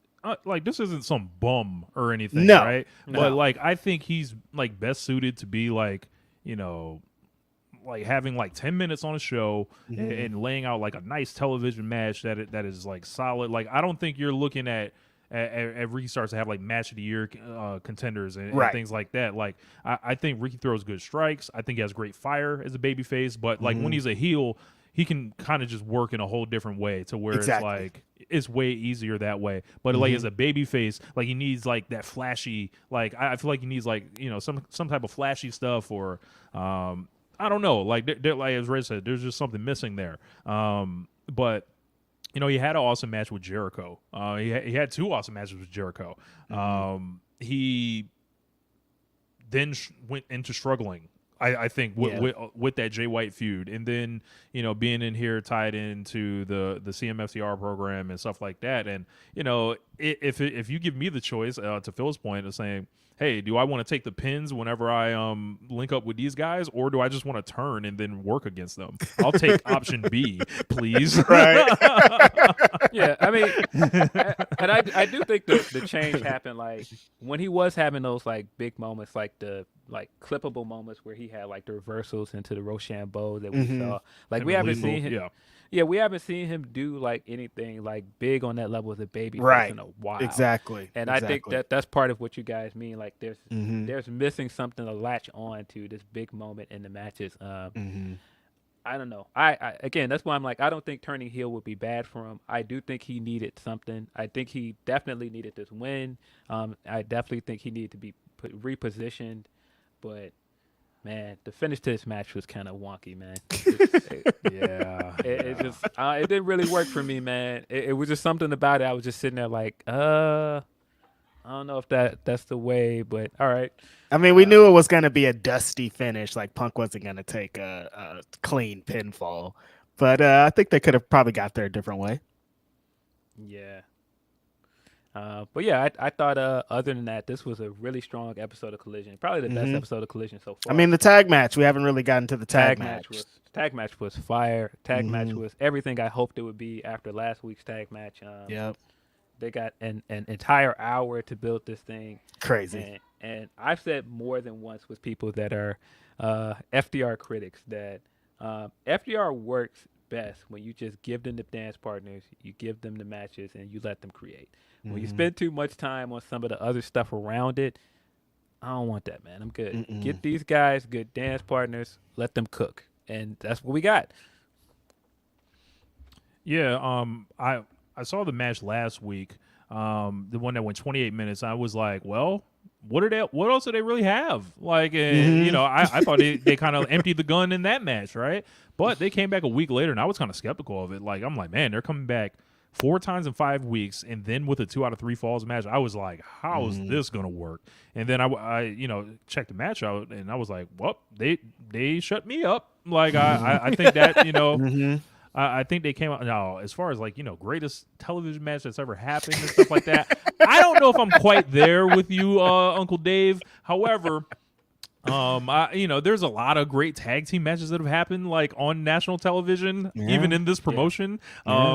But I think, you know, all 4 of those guys should be commended because I feel like Dax was working through an injury and didn't tell anybody the first half of this year, which is why FTR like either weren't wrestling or when you did see him wrestle, it wasn't hitting like that, right? But they found something with Juice and Jay to where the physicality between them and the war of attrition that they put each other through in these last 4 or 5 weeks, culminating with this week, was something like, yo, even if you're someone that, you know, you like to watch more aerial-based stuff. Like, you know, Reg is a big fan of the Bucks, as am I, right? And Spot Fu, baby. Phil is as well. Yeah, same all day.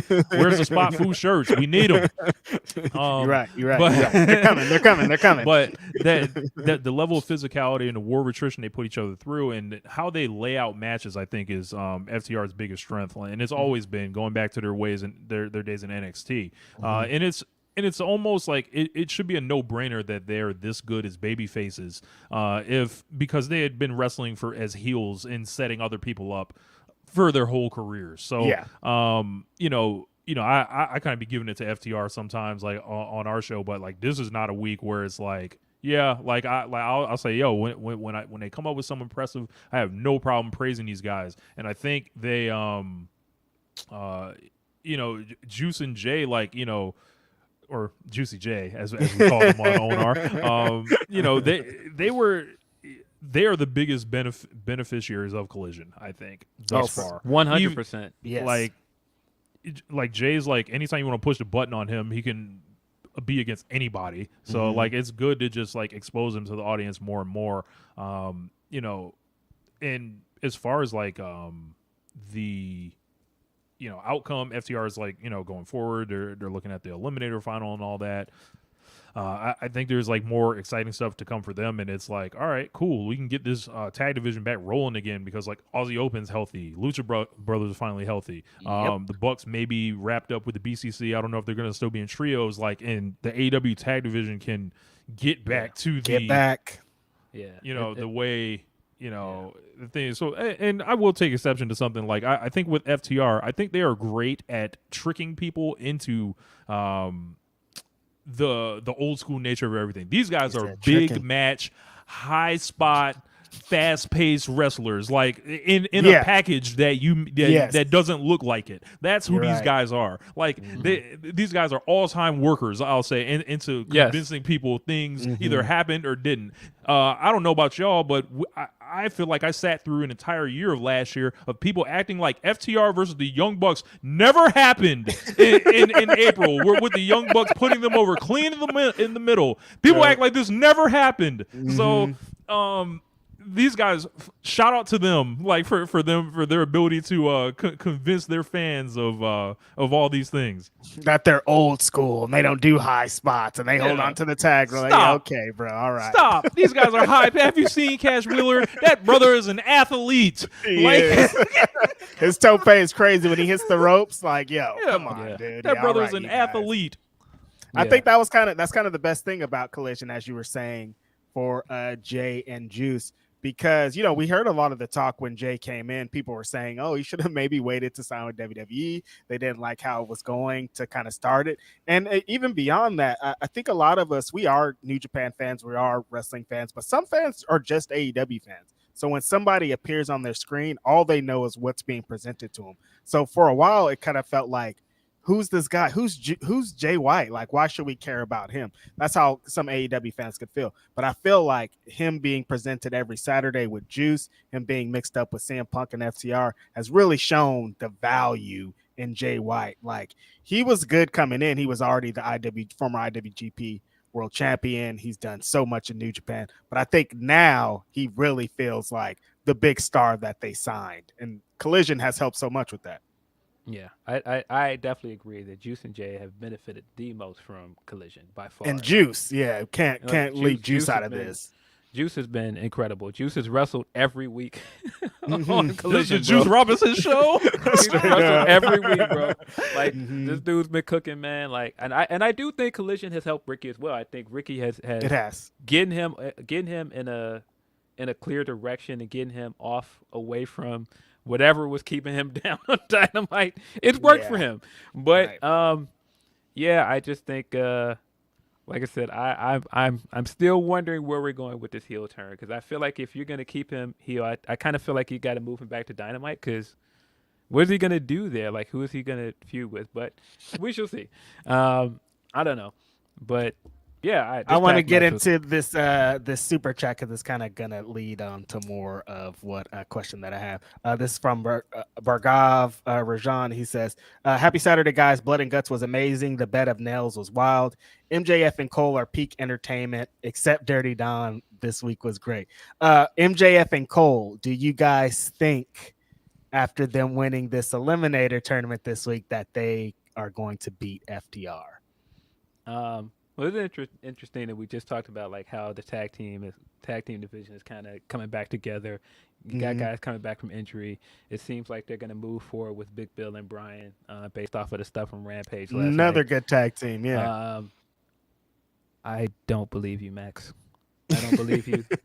I do I not don't believe you, Max. you. You need more people. I do Straight not up. believe you, Max. I think you're going to turn on Adam, or I think Adam's going to realize you're going to turn. He's going to turn on you first.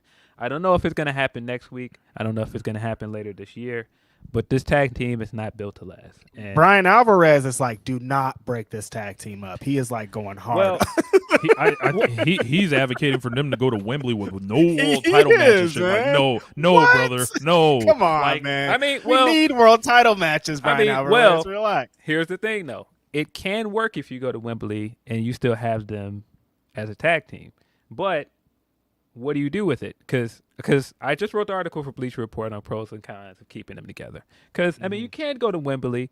Like, for example, you can have them lose this match in 2 weeks, and you can have them try to get a rematch by Wembley and either win there on a bigger stage or have them lose there, and that's the build-in to All Out. And the world title match at All Out is Adam Cole versus MJF. Now, I don't I want personally them to don't. sacrifice the AEW tag team championships for this shit. Is all I want. Well, personally, I don't think they're going to do that because it very much feels like we're still getting Punk versus MJF at All Out.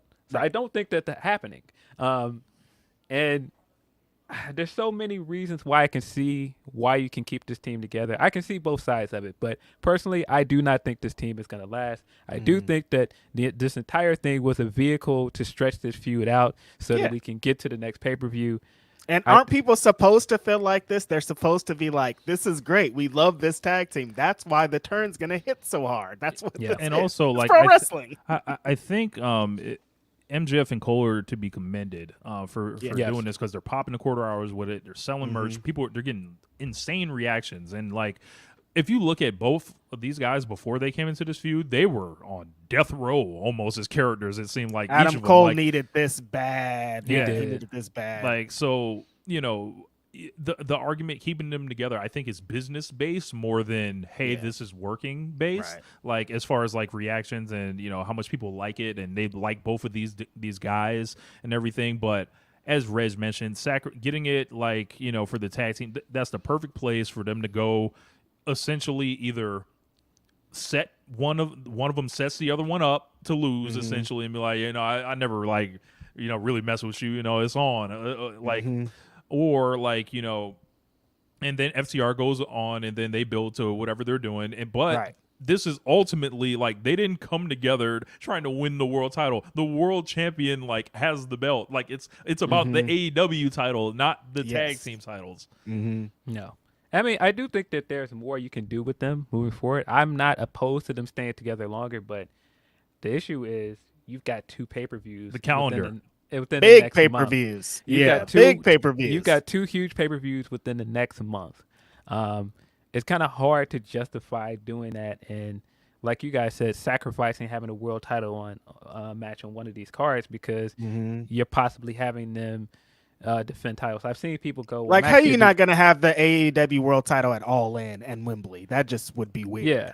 I've seen people say that, you know, Max might do double duty. No, he's not. This guy's not doing double duty. Absolutely No, he's not. No, it's not happening. Not as a character or as a real wrestler. No, He's not doing that. That's not happening. But yeah, I don't know. I feel like this is also lending to my belief that you should just turn CM Punk, and FTR is probably going to turn with him. They're going to turn too. Because they're going to get an unfavorable reaction when they beat Adam Cole. And that but again, that kind of could play into your hand if you're going to turn these guys heel somewhere down the line. Mm-hmm. Where do they go? Where does FTR go if they beat them? Who's on the cusp of being challengers? Because they can't continue on with Juice and Jay, I don't think.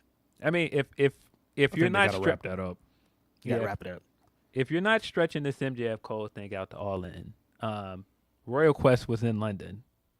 That's where they had the first Aussie Open match. You can have Aussie Open on that card. You can do so many things going forward.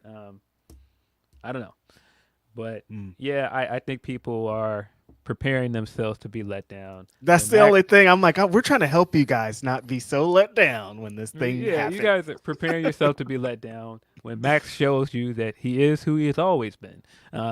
But Yeah. That whole thing is, I don't know. I think people are talking themselves into it, like how much they like it, and good. You know, you guys are fans. You're supposed to like things, and people are reacting to this. But like, let's not lose sight of the calendar, and then to the world title. Like, so yeah, absolutely. Yeah, Let's not lose sight. Seriously, because sight is lost very often. There's a lot of blind people walking around out here. very, very often. But yeah, man. Again, great Saturday of wrestling. Slammiversary was much better than I thought it was going to be. I thought that Ultimate X match was very good. Like Crazy. Shout out Much- to the homie again- Jet Knight and Kushida for getting the win. Kushida got that big win. Again, Leo got that big win. Leo teased Option C this week as well. Listen, if you're gonna put a world title on Leo in this promotion, I wouldn't be mad at it. But No, me you know, neither. Him beating Alex Shelley would be pretty dope, actually. But yeah, Alex Shelley retained as well. I thought that was a pretty good match. Nick Aldis is out. Alexander is back officially. He came out at the end of the show. Like we said, Trend Pack is in effect. He's your new Knockouts champion. We have new Knockouts tag champions as well. I thought that was the right move as well. Yep. All around, pretty good show. Yeah, this pay-per-view did exactly what it should. They told a lot of great stories leading into it. Slammiversary show, so it makes sense. And all the matches hit. That's one thing that Impact for the last couple of years, like when they have a big show, it's going to go off. And it's been like that for a while. And I think they've been telling great stories on TV. I mean, sometimes Bully Ray's on there, so it's not the best. But I mean, you could just fast forward past that. Yeah, and I mean, speaking of which, in the Bully Ray match, Eric Young is officially back in Impact. He is not dead. No. he is no longer signed with WWE. But he does have morals. He's not dead. He does have morals. hey man, it took a lot for him to come out and kind of say that stuff because he's got to deal with the people saying, the army of people upset with him for those comments. I imagine he's got to pretty much realize he's never going back there at this point. I think he showed a lot by saying that because quietly 1 year ago Vince McMahon decided to retire. You said quietly. Yeah Yeah, he's just sent a tweet out, I'm done. 1 year ago. Crazy. And he's back like nothing, That boy was a lie. You a lie. yeah, like nothing happened. But yeah, Eric Young is officially back. I can't say that this was my favorite match on the card, but I did think Eric got a good reaction. They pandered to the Canadians. Canadians ate well over the weekend, by the way. They did. So, again, I thought it was an interesting way to bring him back. I'm glad that he is working and doing things that he wants to do. He's working where he wants to be. He seems motivated going back to Impact. So I think that's a good thing.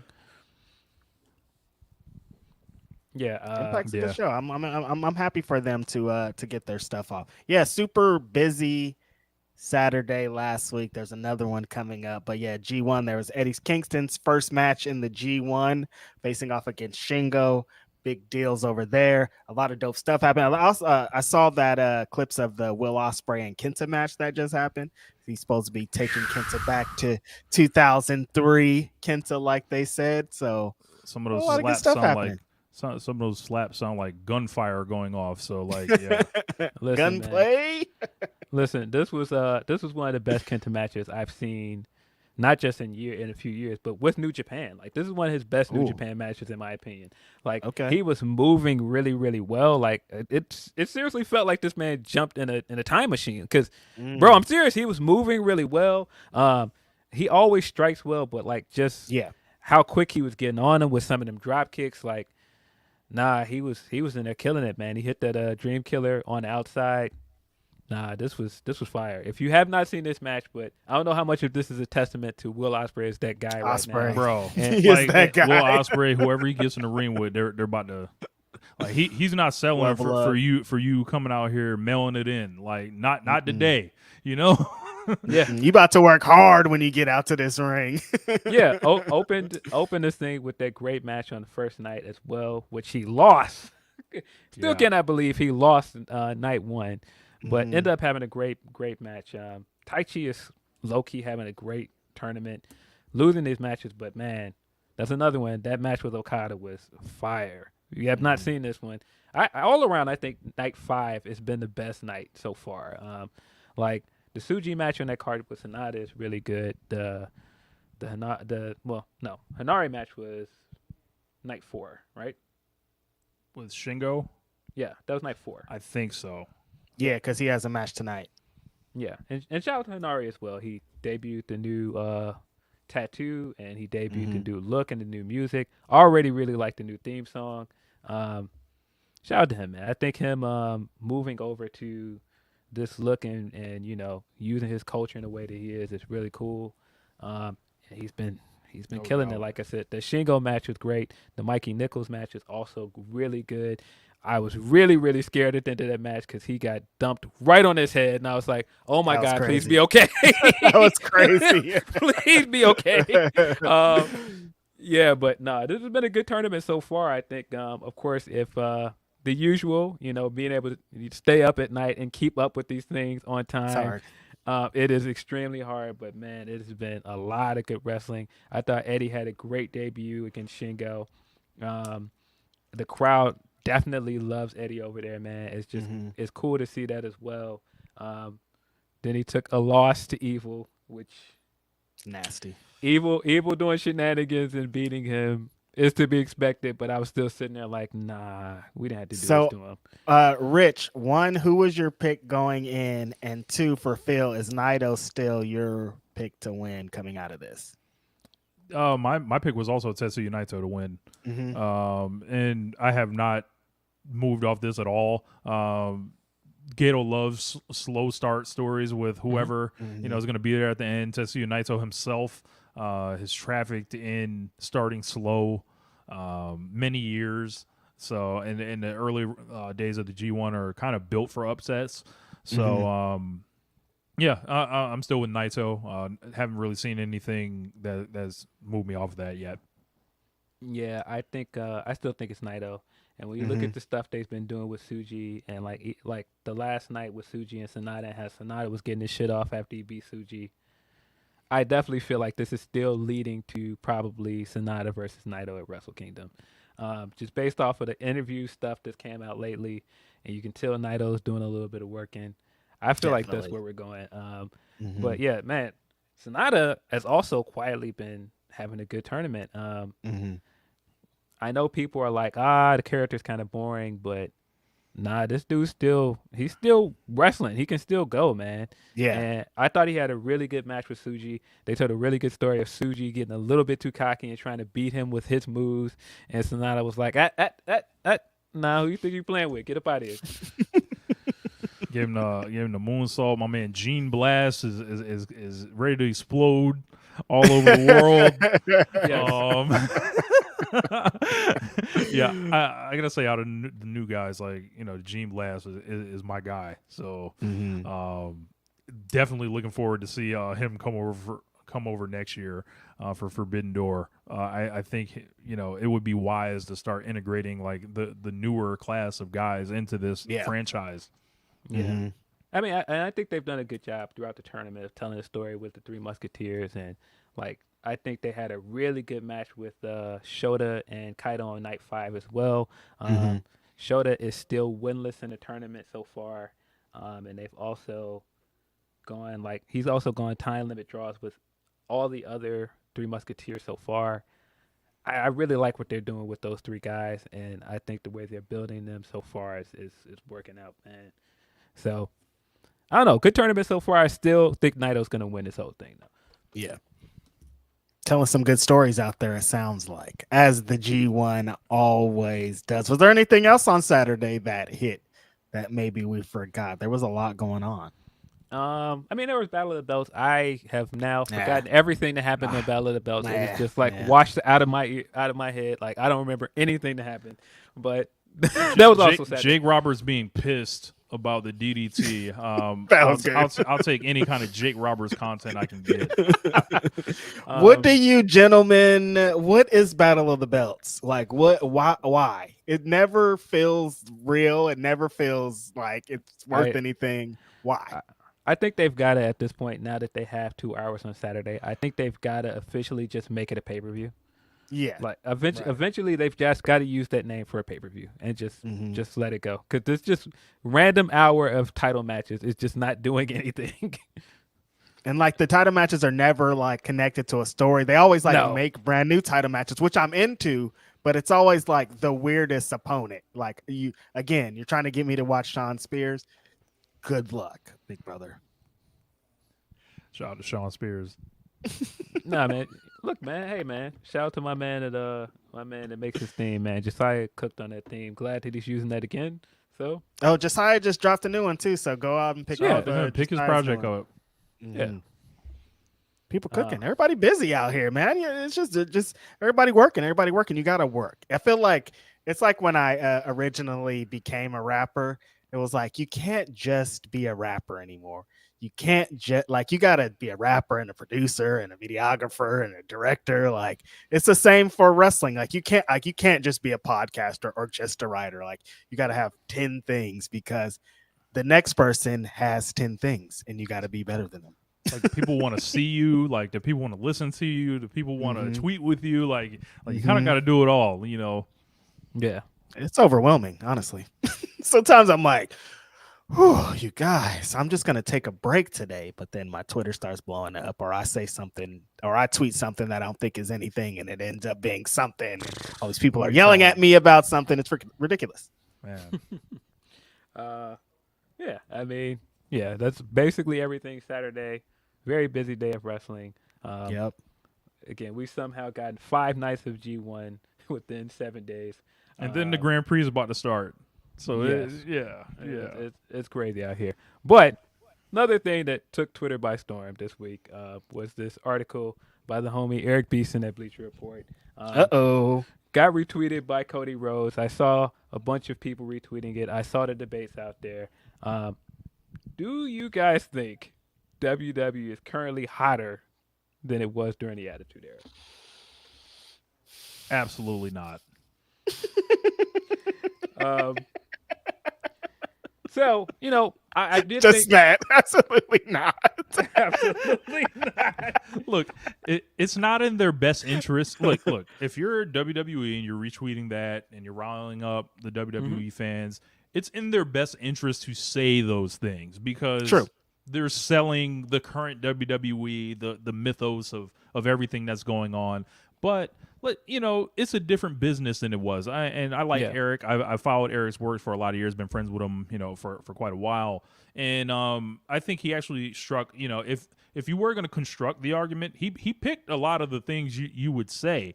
However, I think there's a better argument for maybe the feeling that he's trying to express around this.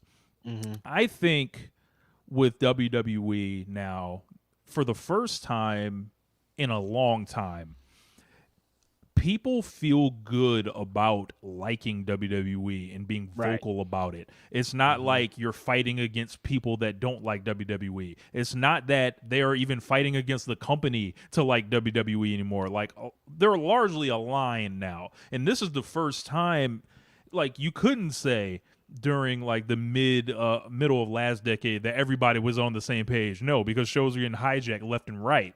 Like they have found, they turned Roman Reigns heel, as a lot of people said, and it opened up a lot of other people to be those baby faces. And while Roman, you know, got to kind of grow into what he would ultimately become, and then they made him God Almighty, and then that, you know, they're just putting him on last at any point now. So, but yeah, to Eric's point, like I think it is, you know, like people are proud to be associated with WWE, proud to root for it in a way that I don't think was there. Like there are, now don't get it wrong, there are always those on Twitter that will hurl their body in front of WWE at any time, right? But now it's a point where they don't even have to do that. They can just say, "Oh, Right. look at the scoreboard. Also, look at the crowds. Also, look at, you know, all these performers kind of climaxing together." Like, and you think about all these guys that they have like running right. Pause. Hey, yo, that's crazy. When I say that though, like I'm talking about all these guys that debuted in the early last decade that are, you know, approaching their mid-30s and then really peaking as who they are, like Kevin Owens and Sami Zayn. Even though we might have thought Sami Zayn might have been a little past it, but he found another way to connect. Roman Reigns is getting that. Cody got to come back in his like you know, age 36, 37 years. Seth Rollins has stuck around long enough to where it's like, yeah, he's an institution now. So like all these people together like are put like they're catching like a wave right now. But as far as the Attitude Era, hell no. Like, are we crazy? Bro, like, we used to watch The Rock and Stone Cold Steve Austin. Are you crazy? Right. They don't have those. I don't care what you're trying to say with Roman Reigns. Like, what do they have that they don't have then? They do have a lot of greater business-to-business relationships that have expanded this. Like, Nick Khan has found a way to, like, do this stuff.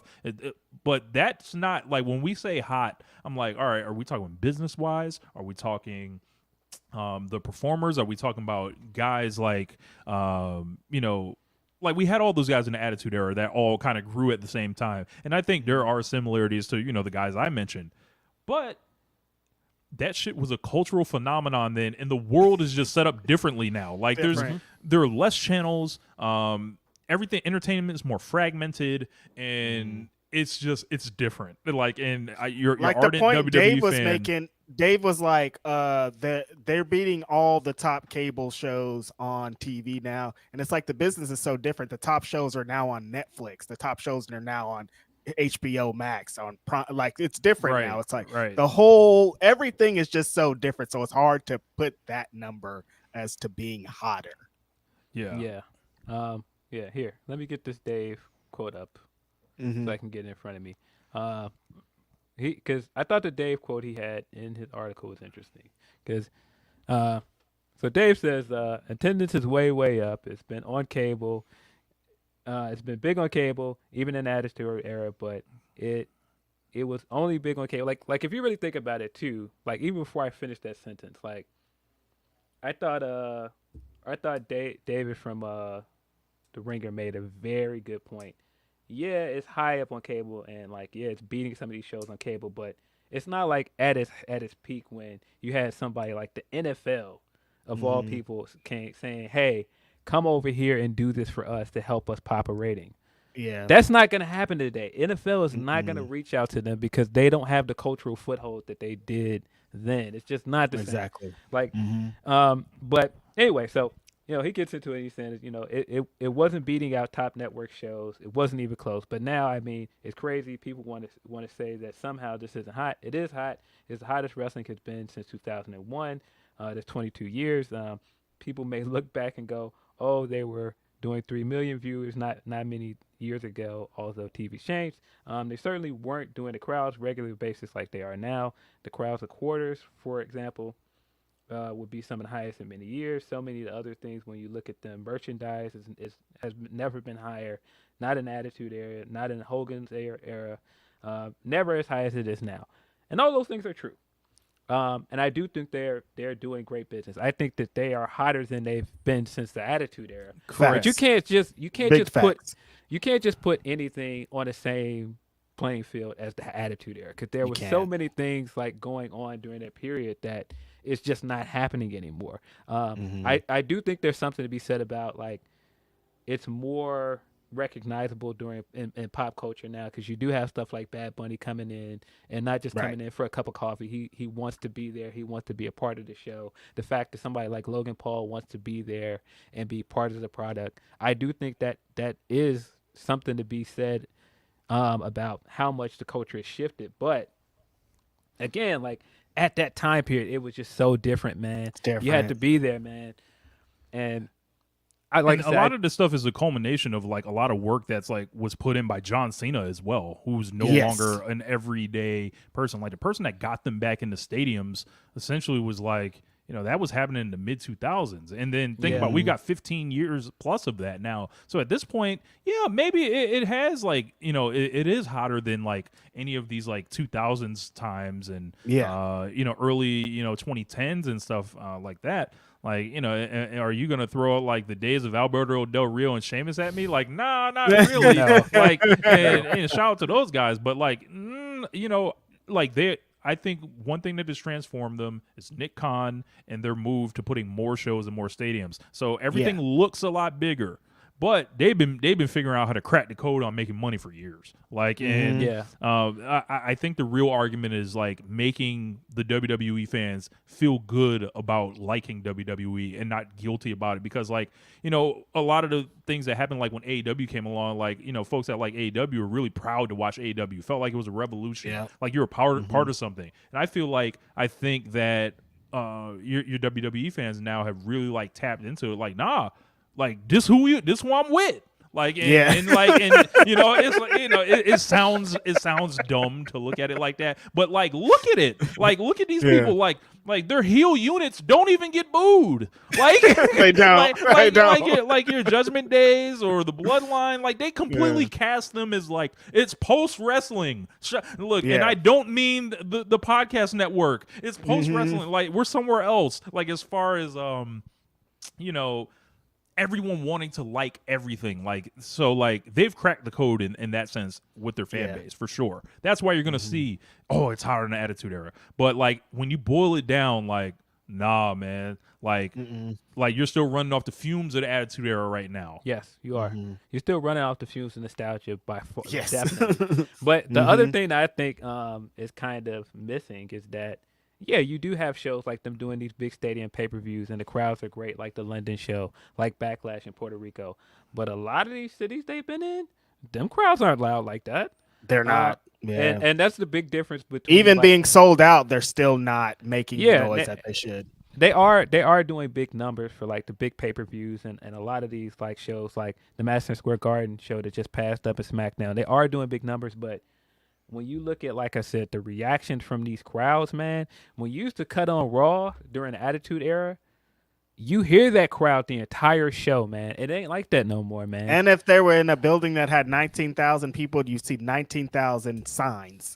Yes, it's just not the same, man. And also, they had the house show business back then, which they don't like. It's not the same now. It's not the same. They've cut it down a little bit, and then it doesn't draw the way like when Austin and Rock and Triple H, like they were doing 10,000 people on house shows every night of the week. It's just not like that right now. Like I went to a house show, I remember in 98 in Bakersfield, and like we hadn't got a show for so long. It was just a house show, no cameras or nothing, but Austin, The Rock, and The Undertaker were there, and it was like a fucking movie. It was a party. Everybody was so excited. And that's how it is. My aunt did not care about wrestling in 1998, but she had a Stone Cold Steve Austin shirt just because Stone Cold Steve Austin was the culture. You couldn't turn on Good Morning America. You couldn't turn on Jerry Springer. You couldn't turn on CNN. You couldn't go get a magazine at the store. You couldn't do anything without seeing this man's face. And it's not like that. Roman is very out here. And I think along the lines of what Rich is saying, the reason that it feels good for WWE fans is now they have somebody like Roman Reigns. They can say, well, look what Roman's doing. He's killing it.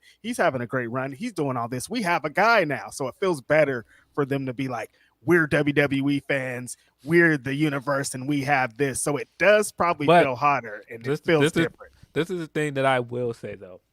I don't think most of these WWE fans have never not been proud to be WWE fans. Yeah, there is that. But I do think that the numbers back them up now. I do think that they have more stuff that they can now, wave the flag even harder for, because it's like, well, yeah, look at 3 million viewers, man. Look at this, look at that, look at Puerto Rico, look at this, look at that, and that's fine. But I just think, like I said, it's just different. And I mean, we've talked about this before. Like, I do think we're in the middle of a new boom period, but yes, I just don't think it's the same. And I don't think it's the same because, economics have changed. It's the way that we consume entertainment has changed. just the way people spend their money. I mean, we just talked about what people are spending their money to go to shows and what they're willing to pay. It's just changed, man. And so I do think it's great that they've managed to, do a turnaround, and they are hot right now. They're hotter than they've been in the last 20 years, but I don't think that means their attitude is hot. Just say Right. that. Now, is if where you want I to say it's land. better, you want to say the wrestling's better, and I like the matches more. By all means, I'm not going to stop you. better, yeah. Like Have I'm fun. not going to stop you and tell you, yeah, man, Road Dogg and Godfather was ripping it up out here. Like, no, I'm not going to do that, right? Right. Yeah. Right. You know. Am I really trying to go to war for Val Venus? I am not. Like, Absolutely yeah, not. no, bro. Absolutely not. We was watching Midian on Monday nights, bro. Come on, man. You know, like just the wrestling quality has never been better. I'll give you that, but like that's gonna keep getting better. Like Yeah. that doesn't. That's That's the almost like a game. non. That's almost like a non-statement. Yeah, of course. The athletes are probably better now and have better nutrition and have better workouts and are not like ravaged by steroids and drugs anymore. So like they're not dying at 40 years old. Right. Aside from like natural causes or something like that, but like they now like I said, it's a rush to everything is the greatest it's ever been, the biggest it's ever been. Recency and, like, bias is crazy. yeah, and it's like, okay, like, but like y'all were telling us how hot this was during Jinder Mahal, so like what are we saying? Like, I mean, yeah. I was touting them tout numbers when Jinder was tout numbers. this is Tout numbers. No, man, my like- God. But yeah, no, I think they're in a really good position. Like all jokes aside, I think WWE Yes. is doing very well in terms. They're doing big business, man. Yeah, not just the business side of it. I think the Roman stuff is doing really well for them, storytelling wise. I think that the people that enjoy this stuff, they're getting what they want out of it. I think that, man, Gunther is like one of the best wrestling villains currently running right now. He's killing Facts. it. I think Facts. that they've got a lot of good things going with their product, man. So I mean, it is a good time to be a WWE fan, but I think in general it's a good time to be a wrestling fan, man, because we Yes. just got so many things going for us. We got so much variety. Look what we just talked about at that Saturday show, and like that's not rare. Like that's normal. Of we see 4, 5, 6 great wrestling shows in a weekend. You know what I mean? Like, so it's like it's all across the board. I just want them to say that wrestling WWE is hot. They're killing it. They have great angles. But why you got to say it's better? Just say this is good. We're killing it. We're having a great time. Why got to be better than someone? I got to be better than what happened previously. That's another story for another day. Nas can't put out an album without someone being like, it's not better than Illmatic. And Hove can't put out an album with somebody being like, well, what about Reasonable Doubt? So, I mean, I get it. Yeah. I mean that is the peak of pro wrestling for a lot of people. It's the Attitude Era, business wise, like nostalgia wise, everything. That's the peak for it. So that's what everybody's going to compare it to, man. Yeah. yeah, The like, Rock.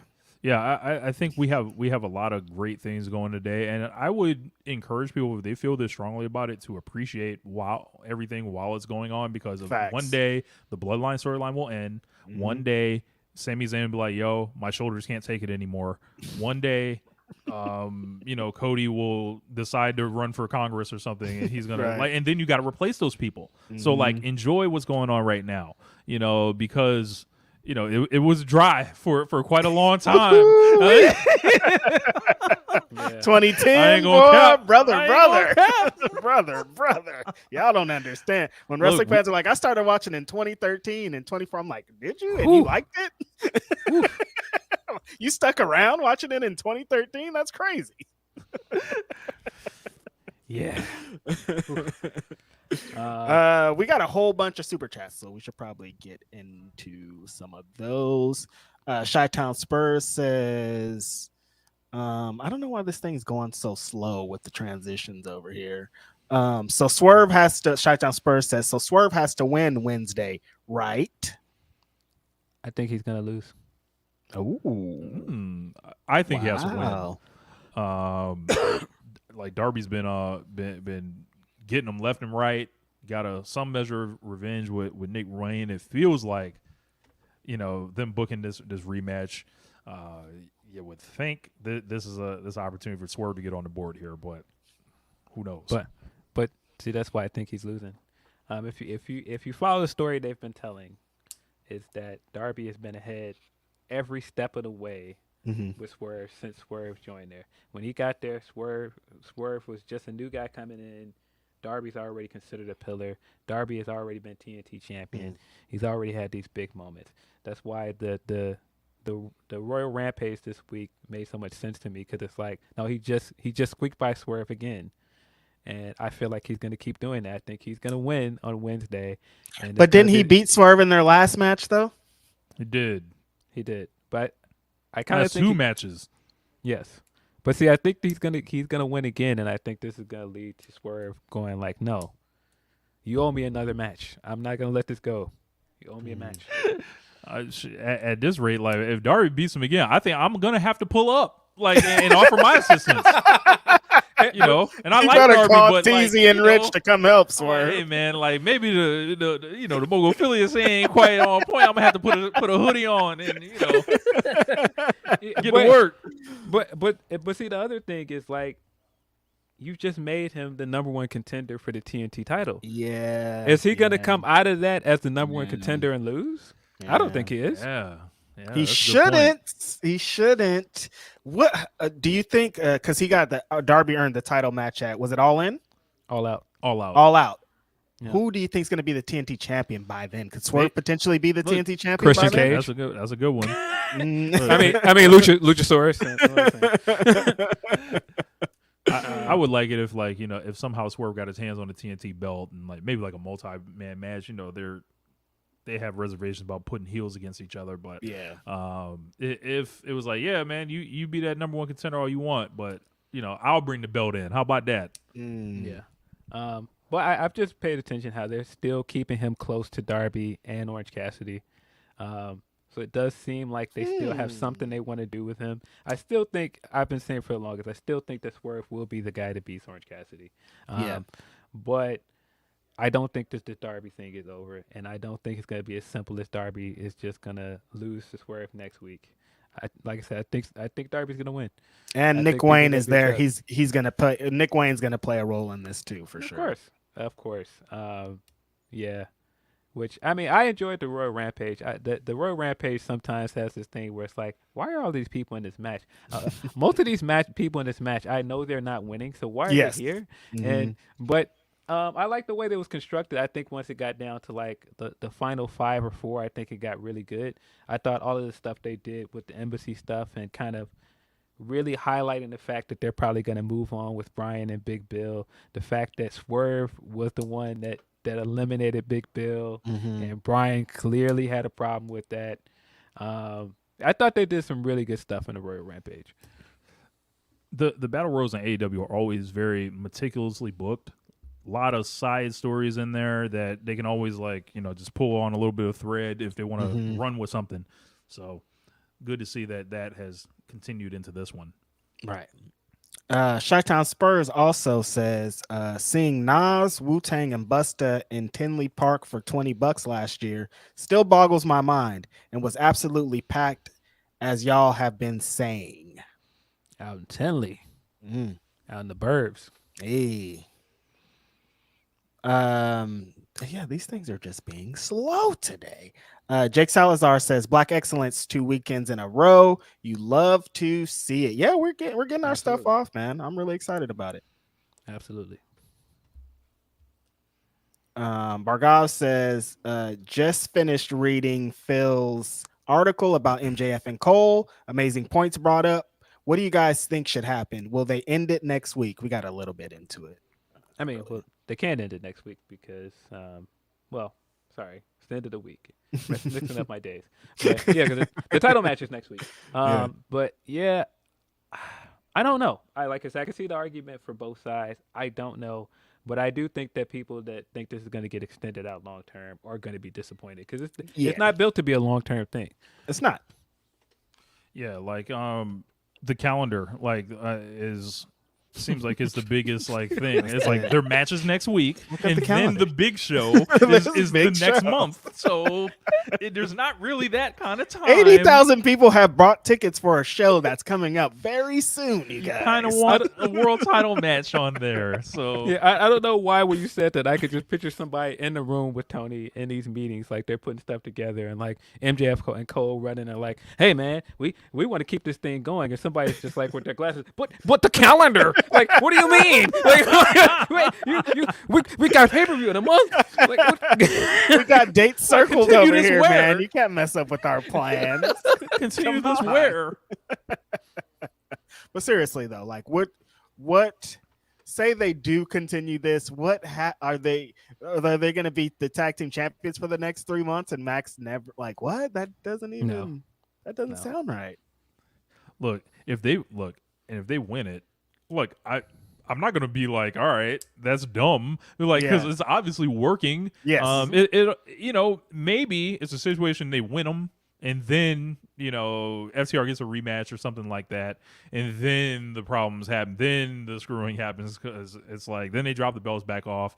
FTR goes their own way, but we've got also the heat for the program, which has already been building throughout all these interactions, and also Roddy walking around a neck brace or something. Stop putting a microphone in that brother's face. Please. Please. I love Roderick Strong. He's an exceptional pro wrestler, one of the best. Don't let the brother talk, man. He just can't. It's been a long time. If he was going to be a promo guy, he would have been one by now. Yeah. I feel like he's going to eventually find his way into this whole story. So, Yeah. Jake gave us his who he thinks should be on Team Goldberg and Team Stop it, Jake. This is Team nasty. Brett. Team Goldberg is going to be Powerhouse Hobbs, Wardlow, and Brian Cage, and Keith Lee. Team Bret Hart is FTR, CM Punk, and Christian. One of these things is not like the other. And on that last team, one of those guys, I don't know if he wants to be there. Yes, exactly. So funny. Anime Otaku number 2 says, in this Pac versus Gravity match, there has to be a point where Pac is doing a beatdown on Gravity and yells, "Remember me, you prick!" Right? Yeah, he definitely has to do something. Some kind of "Do you remember me?" or "Don't forget me," or some kind of thing in this Pac and Gravity match that's happening on Dynamite. TK is an absolute fool for booking that. He know what he did, and it's strictly for the memes and the vibes. Mm-hmm. Absolutely. I had never seen Gravity until this weekend. I was impressed. I'm very much excited for that match on Wednesday. And man, cannot be a better time to have Pac back on our television. Facts. All-time great wrestling villain. We're going to get into that very soon. King of the North, our homie, says, never count out who, Rich? Chris Jericho. Never Y'all are- count out Chris Jericho, Rich, ever. you be nasty on the timeline sometime with this Jericho shit, brother. We have some things to talk about. I'm like, why do Rich keep saying this? Bro, he's a man, bro. Like, and it's I love it. Like when Jericho's having a good match, I start getting the tweets. They be like, "Rich, you got it ready? You got it ready? You gonna send it out, Rich?" Like it's amazing every time I get a couple of those. So I only give the people what they want. Why? Too great, man. 30 years, 30 plus years of excellence. Every style, every country. Come on, man. You like that shit from the Dynamite this week with him being out to lunch with Don and them doing this? Hey, I'll tell you this. The thing that I kind of like that's going on with Don and Jericho, aside from it being Don and Jericho, who are awesome performers in their own right, like they tied it back to Bad News Allen, which is always like really cool. If you guys have ever Big heard fan. the Don Callis and Lance Storm podcast on Killing the Town, like it was like a tribute to Bad News Allen, who's like their mentor. And it told so many like great stories about him. And I was just always kind of a fan of Bad News as well. So Yep. Pulling the strap out on Andre the Giant means what? who are you talking to? We can get off this bus right now. Jake I'm okay. Jake Salazar says, just do Goldberg versus Dax. I don't know why he's so on this Goldberg thing. Stop, Jake. What are you doing? Can't help it.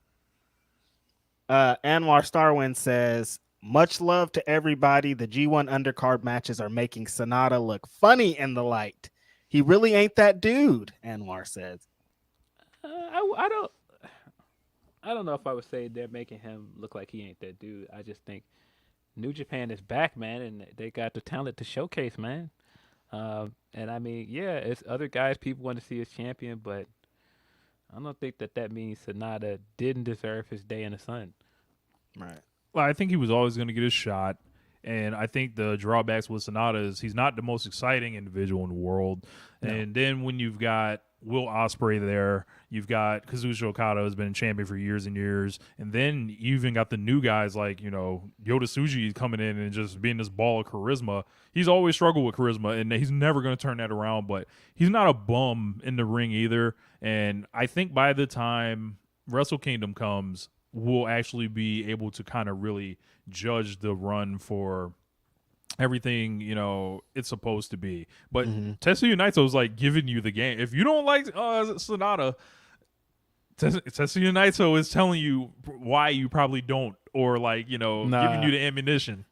Nah, him this week saying, nah, he's good. He ain't no superstar, bro. Yeah, he's just not. It ain't. Again, what he's doing here is brilliant, and that's why I think he's going to win the G1. I do think he's going to be his opponent coming up, because I think Naito understands him. Because this is what was said about Naito at one point, that he was not a superstar, that he was not that guy. No, this is all leading to him having a match with him, having a program, and, ethering this man, and then him putting him over. Nah, Sonata coming back and saying, y'all ain't getting no hoes, though, is what I like about it. That would be the Great O'Khan that would say that. No, him coming back and saying, none of these Three Musketeers are sexy, though. Yeah, it's for that was the funny. Game is over here. That was funny. J Love Podcast asked a question that would be crazy in 1994 in pro wrestling. J Love Podcast says, why doesn't TK push the bigger guys? This is a big business, I heard. I heard it was all about muscles. Why doesn't TK like the muscle guys? I don't know. I mean, well, just based off of the style of wrestling that AEW has started off of, it's not really big guy friendly. Right. I think that's what J Love's question is. J Love Podcast question is like, why not? Well, I mean, I just think that, just the beginning of the company and like where a lot of those guys came from, where the elite started, like those are all like smaller guys that have gotten over other places. Like when you look at all of the guys that are considered heroes among like this fan base, like Brian and all these, they're all smaller guys. And so I just think that this is a company that has built its fan base off of like indie wrestling and smaller guys wrestling. And I think that's not something that plays to the big guys in wrestling. And I think he has some big guys that he can push. Like he does have Hobbs. Big Bill has come around and he has been fantastic. I think Brian Cage is great, but he hasn't had that one that is undeniable yet either. Yeah. I think each of the big guys like all have something they're kind of missing that will connect with the audience. And also never forget like what AEW was originally intended to be, an alternative. Like they have a company like where they push the big guys historically for years and years and years. I think in AEW's case is like have a couple of big guys around, because your big bills are coming along, and eventually one of them I think will break through. But Claudio's around. He's not actually the smallest guy. He's just not, large. He's a very tall guy. And I don't know. I don't think, it's hard to, there are people that just the size element will never connect for them of why, fans want to watch smaller guys. But I'm like, all right, MMA, like, who are the biggest fighters been? Boxing, who have the biggest fighters been? Largely, these are all the same businesses, largely. Yeah. So, once it was like, oh, okay, the doors were open where you can draw with smaller guys and that those guys can connect. It's like, I don't think anyone should be excluded, but there are always going to be preferences. I think there's room for big guys to prosper because there's not so many of them here. Just like in WWE, where it's like, all right, should there be like guys like that are smaller that can do their thing? Yes, like, but like largely it's historically like a big man's thing, and you know, I think when the right big man in AEW comes along, we will know. Yeah, I agree. not Wardlow. Sorry. You throwing straight? You should. I'm just saying, man. I'm just trying to help. Big Salazar also says, imagine choosing to watch SmackDown over ROH last night. Nasty work. Man, there was a gentleman that sent a tweet out implying the opposite, and man, they yeah. let that brother have it.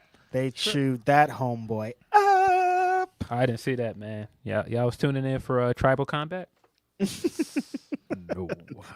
Anime Otaku says, should they do an all women's rampage on a monthly or bi-monthly basis and maybe a rare Dynamite? That's not a bad idea. I think that they can do like specials like that, like on a monthly basis or something like that. I think that could be cool. But people that are like, it should just be an all women show all year round, I don't know how well it's gonna work, man.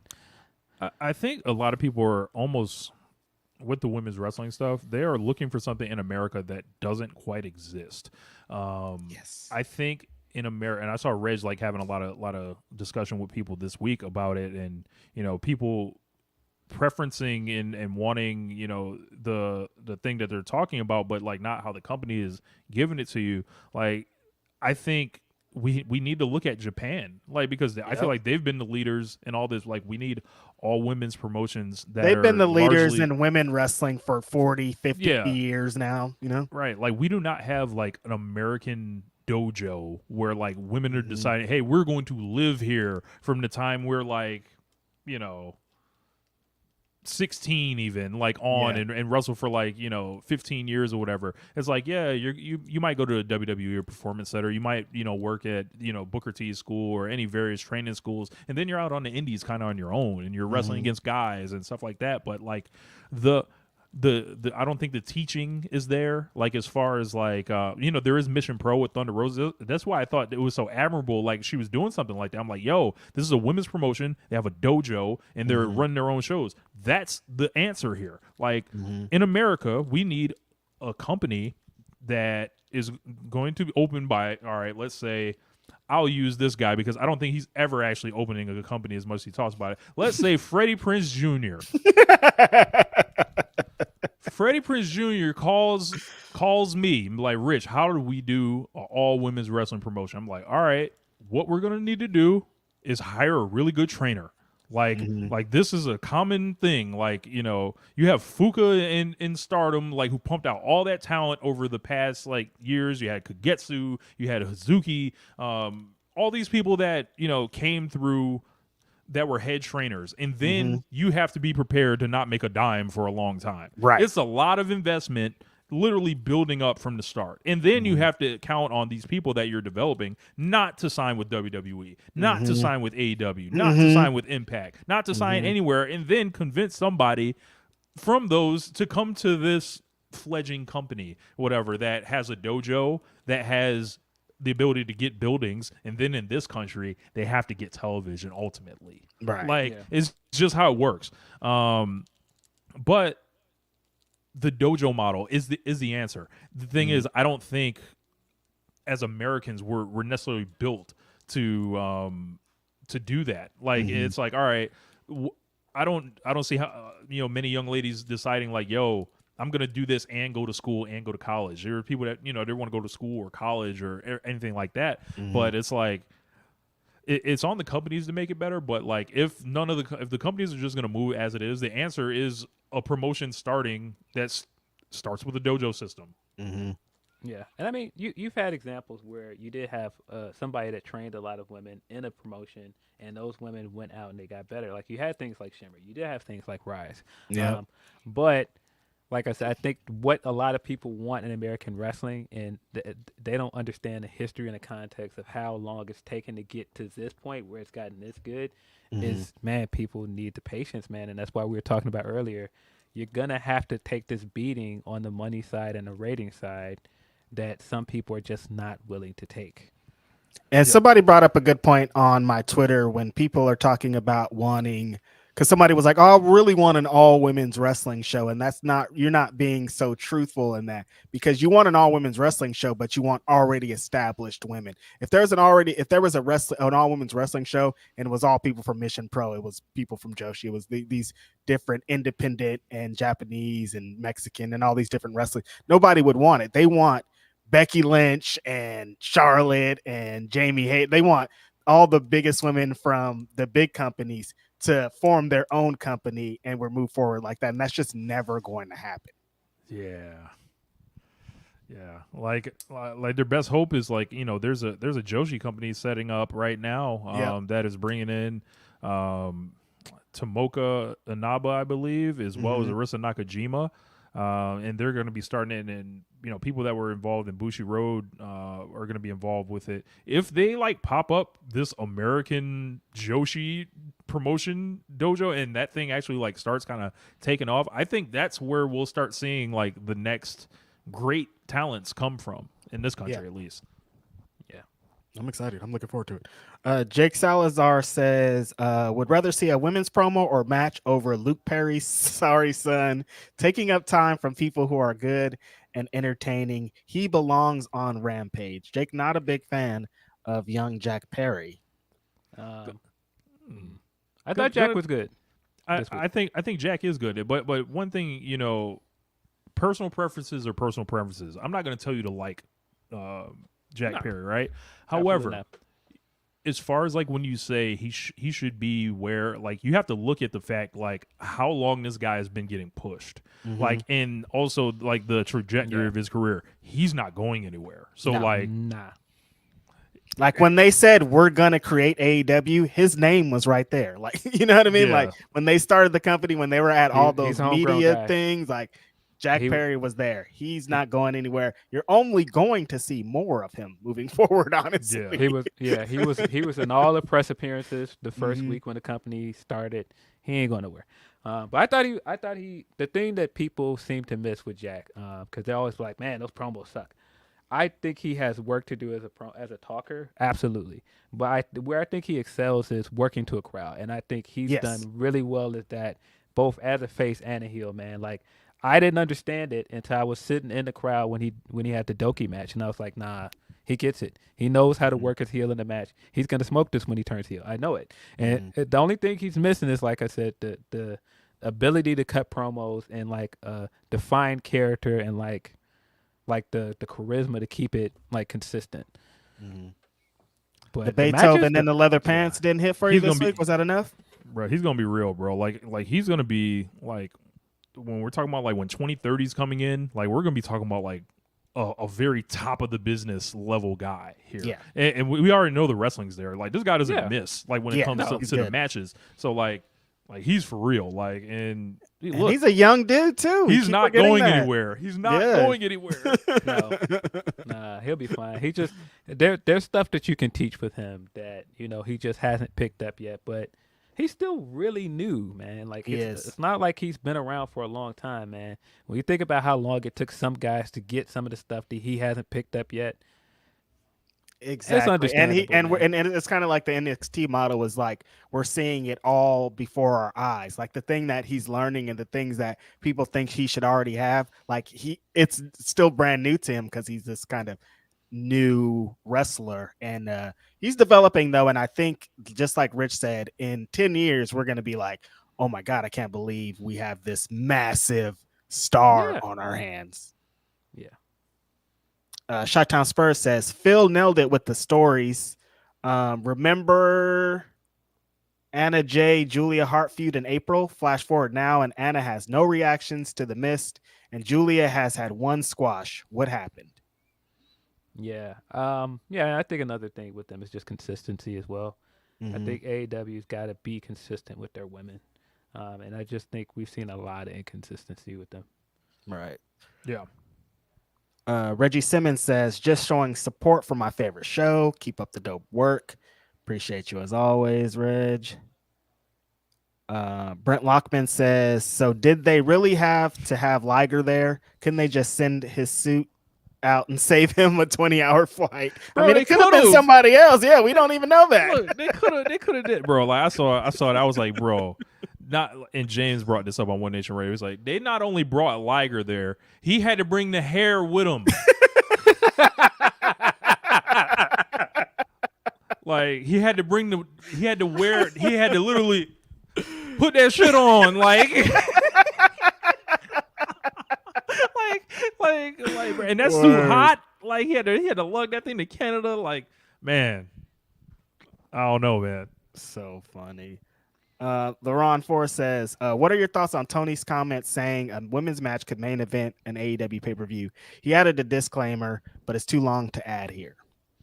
I did see that comment. I think his disclaimer was something like, if it's the biggest match going right now, like it'll main event the pay-per-view.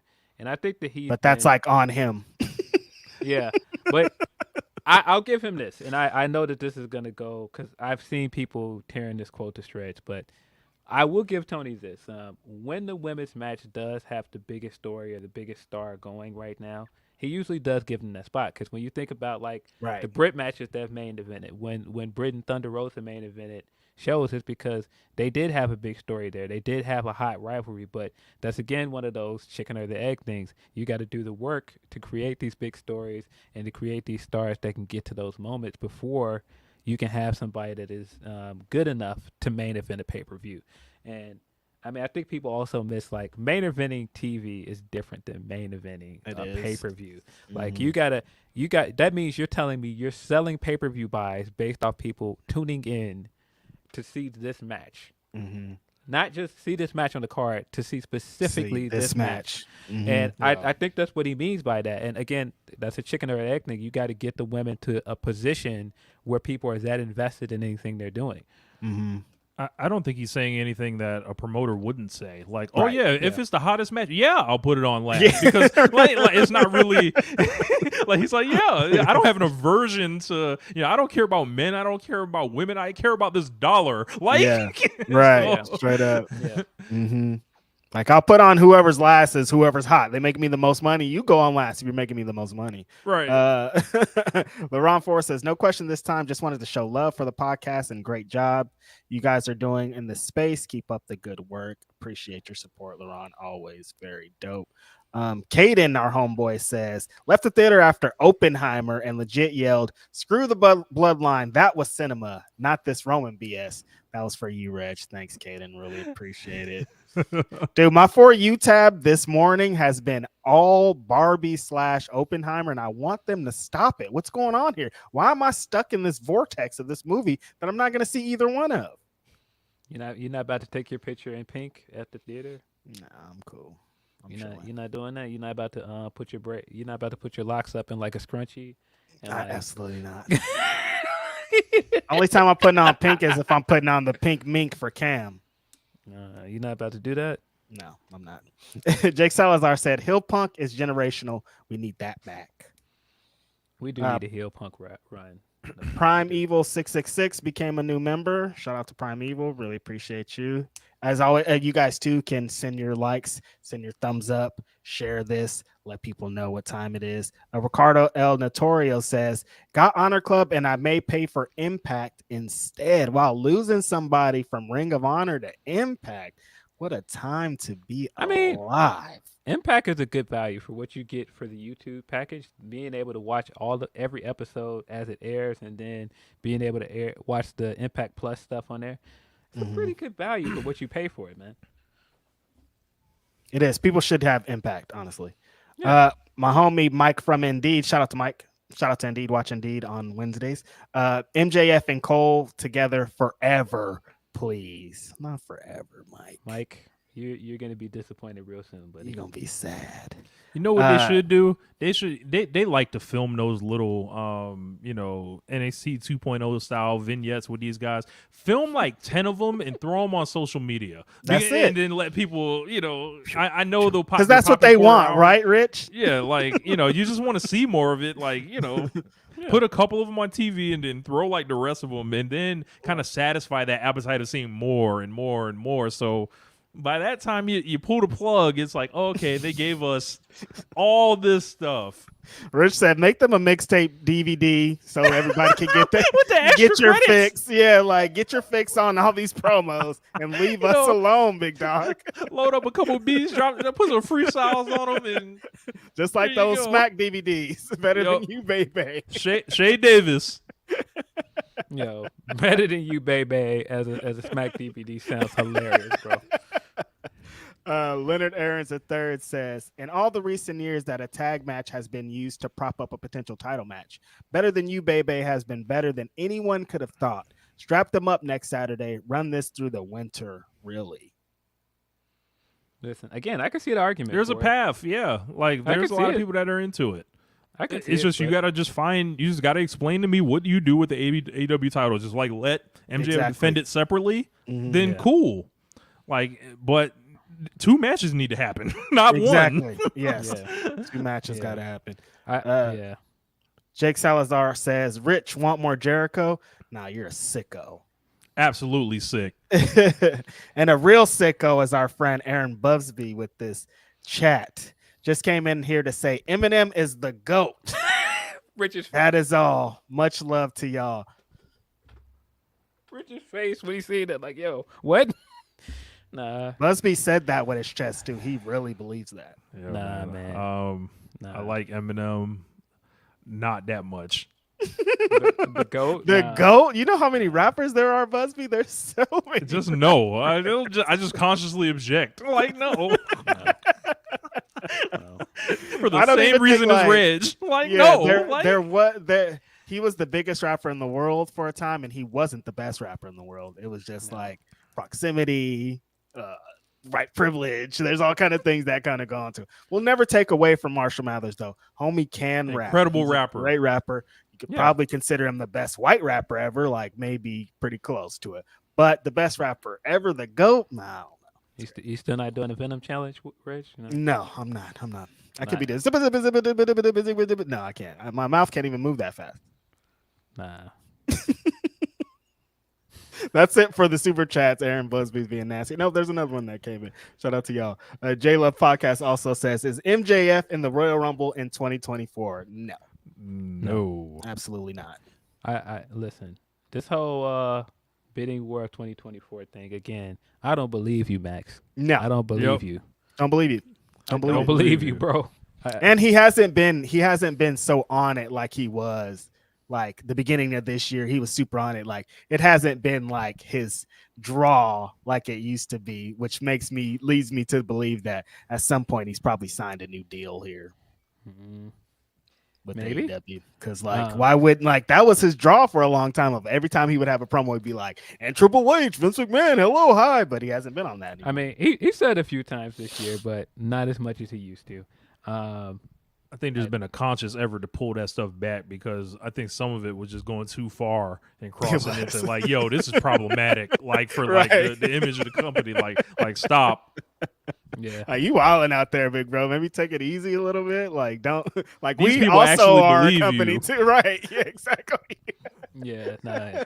Yeah. I'm sure somebody was like, hold on, buddy. Hold on, big bro. These people actually believe you. It's hilarious. It's a little too real out there, bro. Like we are trying to sell tickets and make money over here. Right.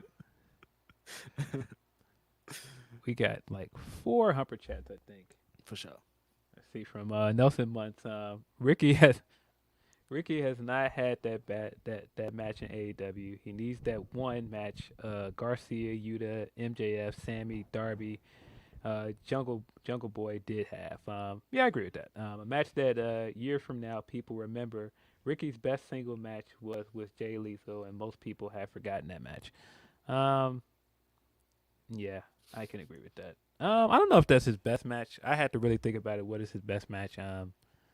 Man, to be honest, man, him and Hobbs was smoking it as a tag team, man. I kind of wish they stayed together. They might want to consider squashing that beef. They were smoking it as a tag team, man. I kind of think they should stay together, but it is what it is. From Jake Salazar, well, Nelson, give it up, bro. You need to stop being a little softy and grow up. Stop beefing in our comment section, you crazy people. Yeah, I'm sorry CM Punk beat your fave's ass with one arm. It's okay. Let your hate out, bro. It's fine. You're scared of CM Punk, and it's understandable. Seek therapy.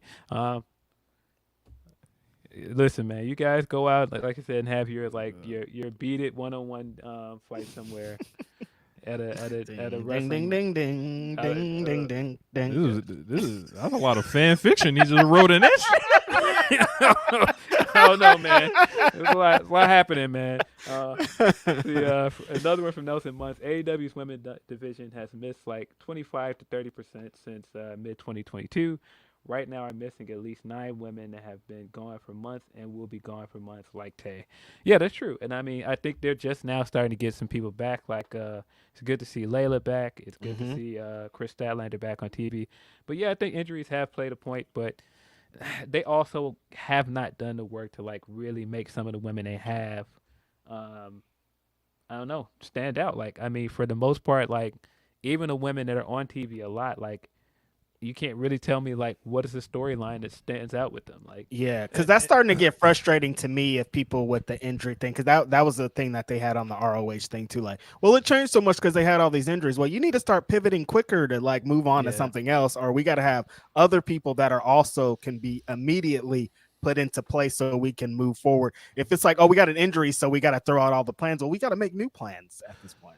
There's also only a few like top level promos in the division too. So I would challenge I'll say it to the AEW women's division. Like, when it comes to like wrestling and stuff like that, you might not always get time, to have a match on the show or something like that. But like, as far as like getting better at promos, like you can do that at your house. You can do that backstage. You can have like, I can imagine that it's not that hard to grab somebody and say, hey, shoot me for 30 seconds and then, pitch something. It's like, I think the promos are going to be their way to connecting more because that's what Britt did.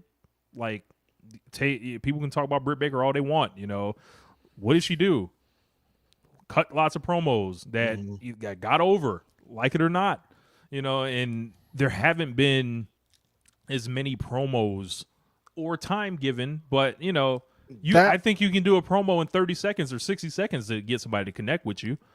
That's what Denise and I have been talking about with the women's division. One factor we kind of think is into it is they don't have the one big women's star. They don't have Becky Lynch. They don't have a Charlotte. They don't have a Sasha or Mercedes or a Bailey. They don't have that one star that people have to tune in to see on the women's division. And they have a bunch of great talented women, but there's not the one where you're like, I can't wait to see. Like, we thought it could potentially be Jamie Hayter for a while, because remember the reactions, the monster reactions she was getting. She won the belt and all this happened. But again, injuries happened. So we thought maybe Britt could be it at the beginning of AEW. She was getting some huge reactions, but I don't think there's been the one woman that could really carry that AEW flag yet.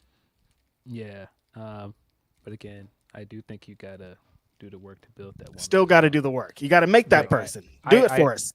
I do think that they don't have a Becky. They don't have a Mercedes. They don't have the four horsewomen in general. But Becky wasn't a man at first. Like, it took some years for Becky to get there. Facts. And I think you do need to give some of these women the TV time for even like to get better at the promo stuff. Yeah, you can shoot stuff, and yeah, you could keep doing backstage stuff, but these women got to talk in front of crowds too, man. That's got to happen. I think that was our last one. Oh, no. Sorry, I missed one. Meet Normus said, what's good, Grapsody? Reg, I'm still doing the Daniel Garcia dance, even though the homie passed out.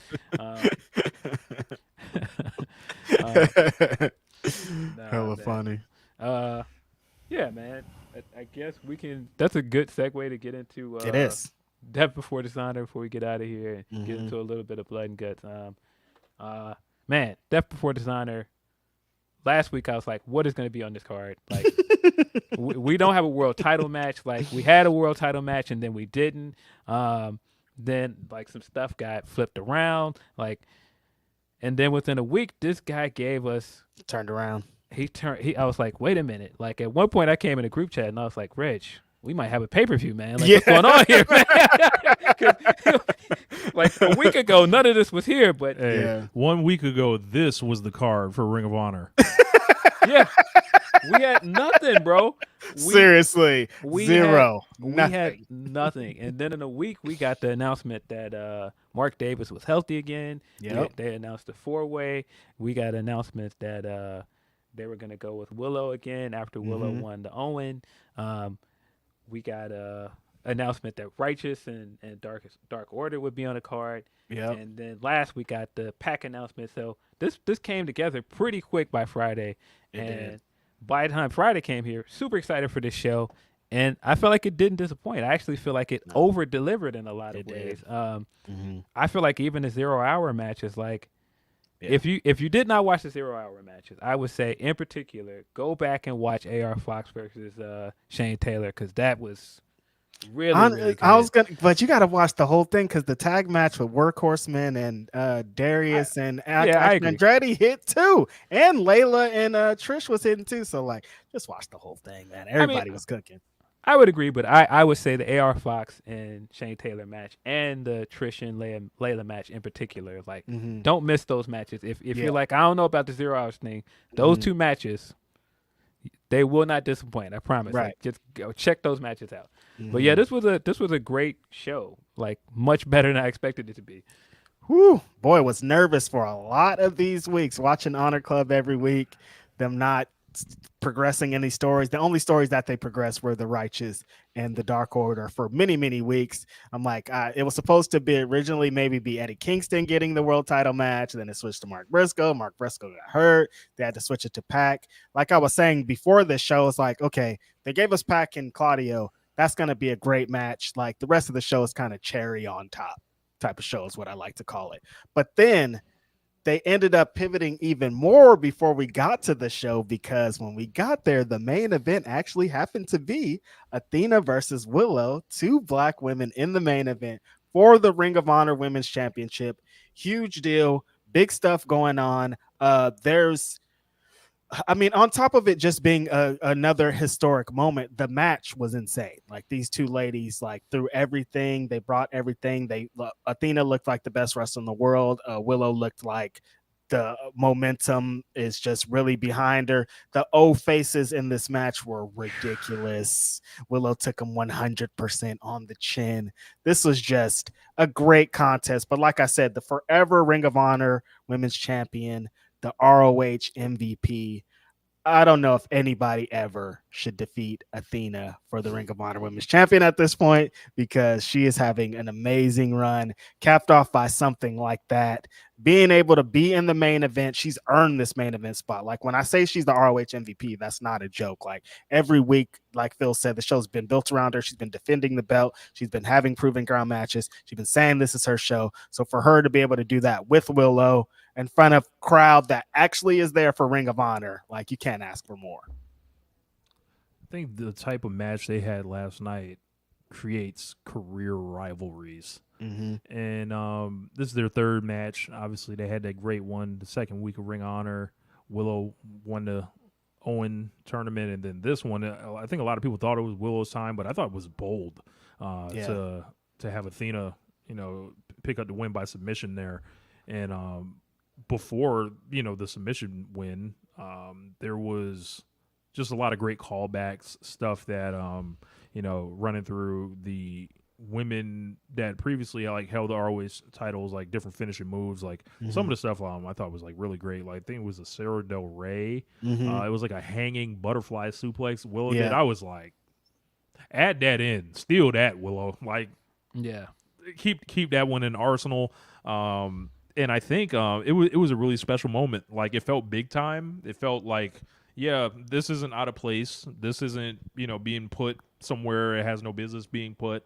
And the crowd really responded to them, which was a big thing. And I would encourage people to check out Athena's post-show scrum, where she talked a lot about, being a cornerstone of ROH. And then, the fact two black women are in that, and, the places she's been in her 18 years in wrestling, and her outlook on, her rivalry with Willow, I think is really, something to tap into if you guys haven't seen it.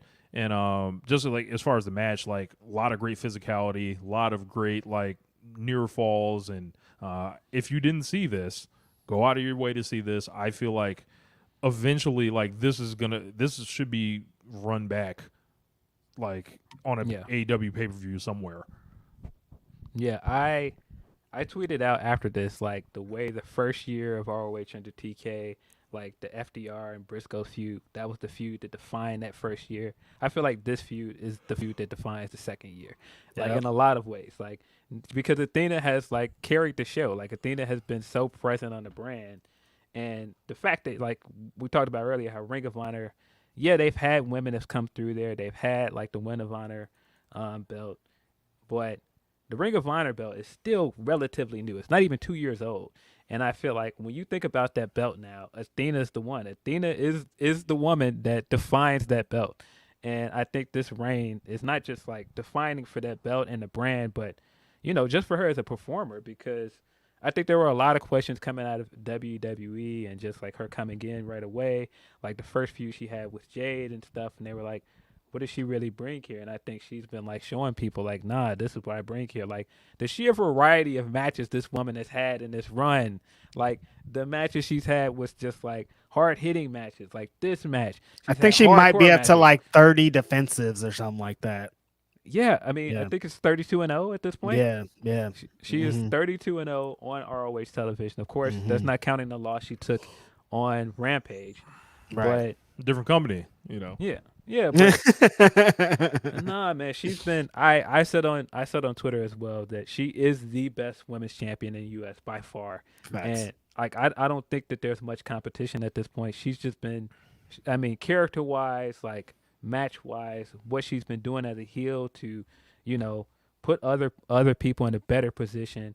I know people are going to be like, Willow should have won this match. I've seen people say, well, the reaction in the arena, people were not happy, but my takeaway from the year Willow is having, beating Mercedes in Long Beach, having a match with Julia, winning the Owen Cup, getting this big match here, main eventing. That's not somebody that you take and you put away on a streaming platform. That's somebody that needs to be on your television show. Facts. And I don't feel like, and that's not a knock to ROH or what Athena's doing, but the year Willow's having, man, you don't put her over there on the streaming platform. She needs to be on TV, man. She's laying the groundwork, I think, to become a cornerstone of the future of AEW. I think. Yes. Yeah, and I mean, really, Athena needs to be on TV more as well. But you can still make the argument that Athena still has unfinished business over there at Ring of Honor. She's still got stuff that she can do with that title. But Willow, I feel like, man, Willow, you can move Willow into the main title picture as soon as possible. She's ready. And I mean, this whole thing shows she was ready. I mean, like you guys said, all the callbacks and this stuff, all of the callback to Sumi Sakai, who's like a original and Women of Honors division. Man, the callback to like Shimmer, said the obliteration in the corner. Man, Royal Butterfly, man, like this was just an amazing match. Like not just the fact that this was two black women main eventing, just like if you're a fan of women's wrestling, there was so much to love about this match, man. Just amazing match. One of the best matches of the year, easily. Big facts. I mean, and also don't want to act like the rest of this card wasn't really good. The rest of this was fire. Because, man, Pac and Claudio tore it down, bro. Yeah. Like, and after that match was finished, I was like, yeah, I don't think that was the right match to close the show with. But, man, they killed it. Like, Claudio deadlifting this guy and hurling him out of the ring. That was crazy. Through a table. Like, press slam from the ring to a table is and the insane. table's facing like the wrong way. Like the table's facing the long way. So it's like, what are y'all brothers doing? Like, yeah. Just shows the power of Claudio and just shows how, honestly, how great it is to have Pac back. Just like they could put together such a great of a match in such a short amount of time, and it hit so hard like that. I'm like, man, Pac is such a special talent. Yeah, man. There were so many spots in this match where I'm like, man, just the sheer athleticism and stuff and the physicality in this match is just crazy. Pac deadlifting Claudio off the ground and going to like suplex that catch that Claudio got, and it looked like he was going to power bomb him, flipped him up and did like that flapjack and then flipped back into the neuralizer. Like, bro, they were killing it, man. Pac having the brutalizer on and Claudio carrying him up the ropes. Yo. And it's just like, that's a grown man that you have on your body, dude. Yeah, that match. muscles.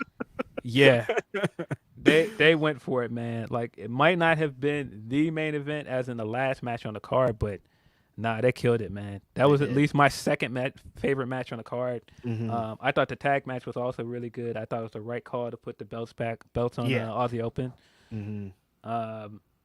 Yeah, I thought Dark Order had a good performance. I've seen a was lot fun. of people that are down on Dark Order, but I actually enjoyed this match, and I think this showed why Dark Order should be used more in like this kind of capacity. Right. Yeah, top to bottom, this was just a good show, man. The Really good show. Joe Dalton match was also good. Dalton is just Stokely. a great character.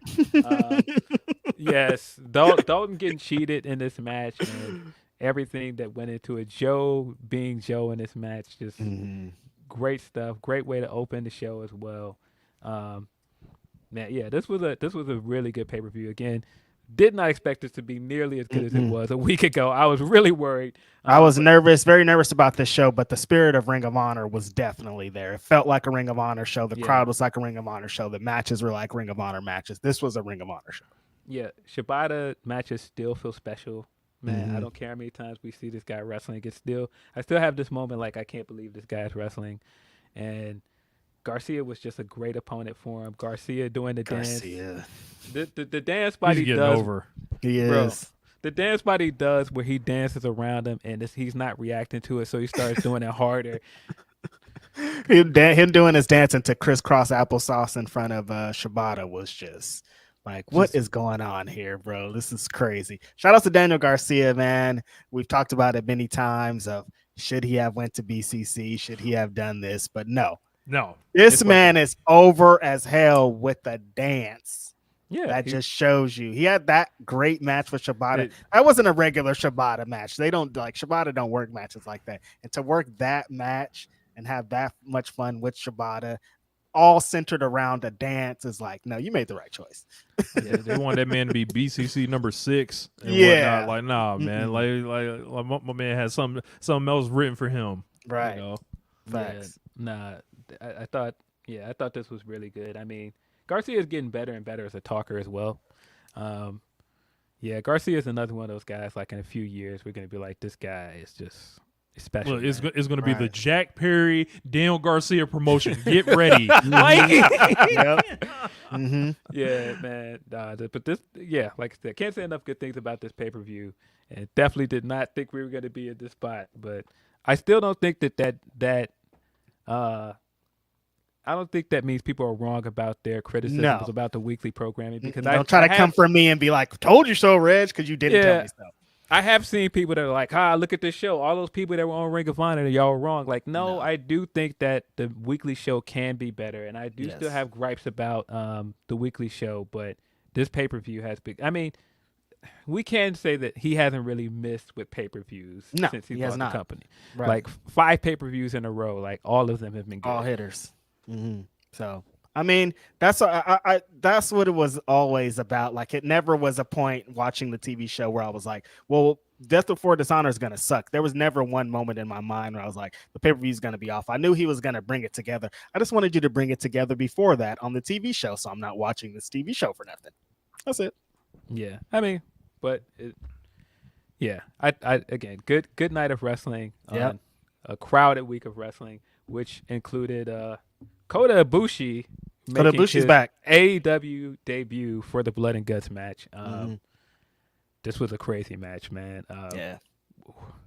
I've seen like the takes. I've seen like the numbers of what it's done compared to the other 2 Blood and Guts matches.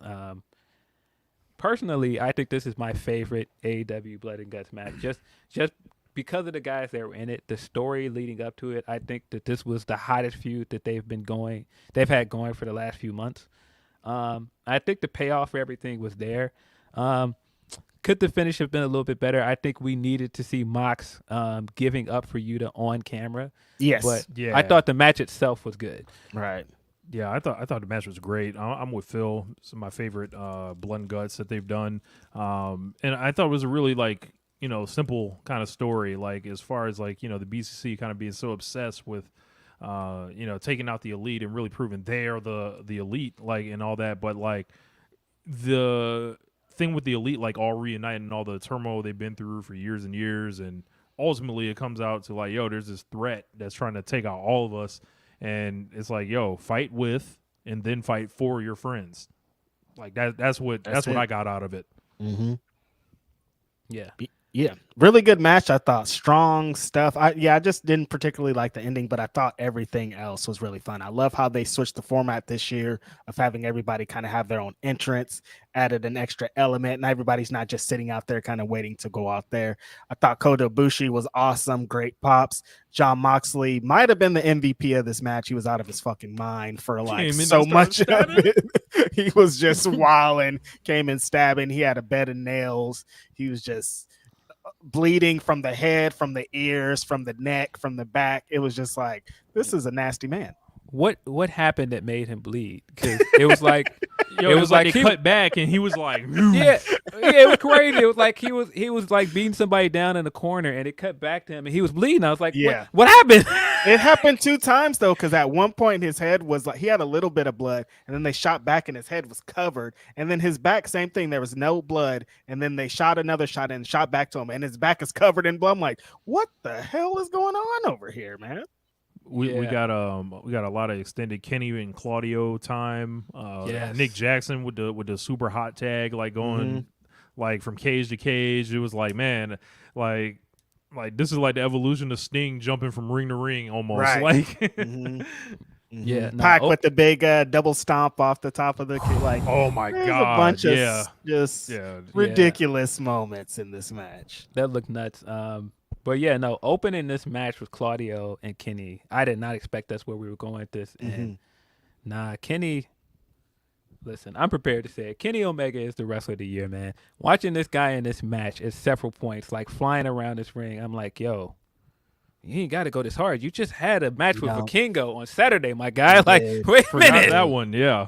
Honestly, you could milk the Ospreay Forbidden Door match for like 6 months. Like, you could just take it easy if you wanted to, but he's not. He's been going hard ever since. He's the real. Like, he hopped off the operating table and was like, all right, I think I feel good, and then rolled in all those great trios matches, and then the suspension, and then came back and was like, yeah, let's do this best of 7 with Death Triangle. Goes to the Dome, comes back, continues with the trios belts, drop those, and was like, all right, it's time to be a singles wrestler again. And then, yeah, man, I'm coming around with you, Phil. Kenny Omega, he's untouchable, hard to argue. man. He's different, man. Like, and it's like when he walks in the matches, it's like, oh, some real shit's happening now.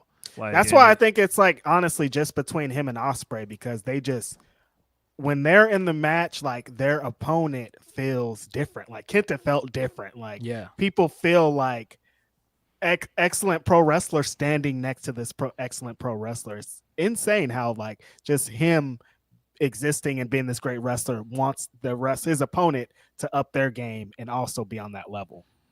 Yeah, I immediately was like, for a blood and guts match with Kota in it, Kota hasn't done anything wild until we got that clip afterwards of him just doing like diving in the tax and like doing like snow. He didn't want it to be on crazy. TV. He has to do his wild things on his own time. But Kota, I saw a lot of discourse with Kota, and people were like, man, he's looked like he's put on a little weight. He looks like he's showing a little rust. This is a guy that hasn't wrestled in almost 2 years. Bro. So I saw somebody call Kota Ibushi fat. I turned my phone off. Come on. Allow me to defend Kota Ibushi for a minute. Kota Ibushi is one of the greatest wrestlers to ever live. And if this is the first time you've ever seen him, it was not this. However, this man has given us so many hard years in the ring, like of innovative wrestling, high flying, striking, submissions. He's perhaps the most versatile wrestler to ever live. Honestly, he's always been built like a Greek god forever. As Phil mentioned, he hasn't really worked in 2 years. You know, blew his shoulder in that G1 final. He's had 2 matches since. He's coming into American television. He's probably not getting the memo that, hey, maybe I should tan and all this stuff. Yeah. Like, he's like, you know, this is a cherry on top of the existence of AEW to begin with, because he's a guy that's largely responsible in you know, his own way of this promotion even existing. And then like the main event of All In. It's like he finally showed up. Like it's all complete. Just like Bandito showed up. It's all complete. Except, Ray. But Ray Jr., like this guy, like he look a little different? Yeah, he's going into his 40s now. Like in time may have come for Kota Ibushi, and shame on him for allowing that to happen. Like, are people serious? like this guy has been through war after war, G1 after G1, like huge match after huge match. Give him some time. Like what's his name? The dude that be talking basketball on TikTok, the old guy. He be like, can I have a little patience? I forget the exact line he says. Look, Kota Ibushi, you give him a few months of hard training, he will be fine. Yeah, he will be fine. He's Kenny Omega's best friend. You think he's gonna just be chilling while Kenny's cooking? No way. Yeah. And he could potentially be around. So there's a chance they finally do Omega versus Ibushi. Right. I kind of don't care like what this man like looked like in Blood and Guts. By that time that comes, that's gonna be one of the biggest things we've ever seen. No, this was just a way to bring him in and have him be a part of something special. Because you wanted to have a different guy on both teams. Well, you had to have a fifth guy on the other team out of necessity because Brian wasn't there. But none of this was like, oh, I'm worried now. Like I figured he was going to show some rust because again, he hasn't been in a ring. It's a double cage match with 10 guys in it. There's tons of shit going Plunder. on. Yeah, this is a plunder match. This isn't the give him some time. This isn't the Golden Lovers match that people want to get. You're not going to see them do like the stereo moonsault and everything. You're not going to see them do all of their like familiar spots and everything, because that's not what this is. Like they're both different wrestlers from 2009 and shit. Yeah, and I mean we might get there and get that again, but that's not what this was for. And I get people wanting to see the greatest hits, but I feel like foregoing the fact that this is a blood feud and these are guys that are like trying to tear each other apart and be violent to get all of the Golden Lover spots in there, I think that would kind of miss the point of the match and the story they were telling. But like I said, so I think we will get that stuff, but because I don't think this is the last time we'll see him on the AEW ring. Just a hunch, but I don't think this will be the last time we see him in the AEW ring. He'll be back. And so I think we can work to that. And I think Kota, when he's back and he's doing like single stuff, that's a different guy than a guy working in a multi-man match. Right. Yeah. And some of his strikes look like with, there may have been like a language issue. Like there may have been like, you're still trying to figure out cameras and all that other. There's a lot that was going on, and it seemed like there was at one point where Mox was like, "Hey man, just fucking hit me," and then like he kicked Mox directly in the mouth or whatever. Like after a couple of the knees or kicks have been like, they're not looking great. Let's just say, but I think I think Ibushi will be just fine. I think some of the slander is like, y'all need to stop this and watch a tape, read a newspaper, like Robert Ory would say, and realize who you're talking about. Like, this is a Hall of Famer. Yeah, definitely. I mean, and the standing moonsault onto Mox, onto the bed of nails, still look nuts. Yeah. And there were several things in this spot that still look nuts like that. But yeah, I mean, I don't know. I expected people to do the usual discourse because that's what Twitter is now. People just wait for things to be like, there it is. Now I can run to Twitter and have something to harp on and complain about. Look, we got Kota Ibushi on cable television, main eventing in AEW Dynamite. This is something we've been begging for 3 years, bro. Yeah. And we finally got it, and I think it was a good story to tell here. I think the story they told with Blackpool Combat Club and kind of them aligning with all of these guys because they just wanted to win, blew up in their face. Like, you aligned yourself with Don, and Don ended up being a snake, like we all knew. And you aligned yourself with Pac because you needed somebody that hated those guys as much as you do, but he's too volatile. He's volatile, yep. He's too volatile, and it showed in this match, and it blew up in your face, and that's how you lost. And so, and then I think also the story of Mox being like, kind of having his Creed 2 moment where he's like, nah, I got to throw in the towel, man. This is Mhm. enough. This is Y'all it. killing my young y'all boy. got it. Yeah. Like, Hangman's just like, I'll rip his damn head off. Quit playing with me. He's like, I brought this bed of nails and a knife and all this stuff in here, but y'all got it, man. Well, Let's Hangman's just- like, you let's know just what I end did this. to you at Revolution, Mox. You know what I did to you. I'll do Yep. it to him. Mhm. Yeah, and it tied back to the promo that Hangman cut where he was like, yeah, I had you hanging over that rope, and now I know to not let you go. And Mox probably in his head was like, I got to stop this because this is going too far. Mhm. But I thought it was great. I thought the clip going around of the after match promo of them acknowledging each other, the other company, having respect for each other, and like making and basically signifying that this is the end of the feud. Like this is it. This is the blow off match. I did kind of agree with Claudio that might have that should have probably been on TV, but assuming they probably ran out of time. Yeah. Yeah. Looked like it. Looked like it. I think they should have. I'm sure they kept the cameras rolling, but they should do Yeah. like a little pre-producing, like last week after the show. Yeah. Blackpool Combat Right. Club and the Elite, squash their differences, and agree to go their separate ways Squash after giving everything they had to this business, to this sport, like really drive Yeah. it home. Yeah, but no, I thought this was excellent. Again, this was my favorite AEW Blood and Guts match. Same. I asked for where these guys go from here. It sure seems like Blackpool Combat Club might be feuding with Death Triangle after Ring of Which Honor. I like it. I love it. They set up this match on the Ring of Honor show last night. That this Wednesday it's going to be Mox and Claudio against the Lucha Bros against the Best Friends. So they are going to move into that. Maybe get the BCC into the trios division. It may be looking like coming out of this. Yeah, I think that's the way to go. And Kenny still has unfinished business with the Cash Tendon, so that's Yep. probably where he's going off to. Mm-hmm. I think this was a perfect way to wrap up that feud. I think this has been AEW's best feud of the year. Yep. Yeah, I'm happy with it. Damn, unfortunately we didn't have Brian there, but Pac was a Yeah. great replacement, Yeah. Pac was a good surprise having him come back, and I think Pac was great.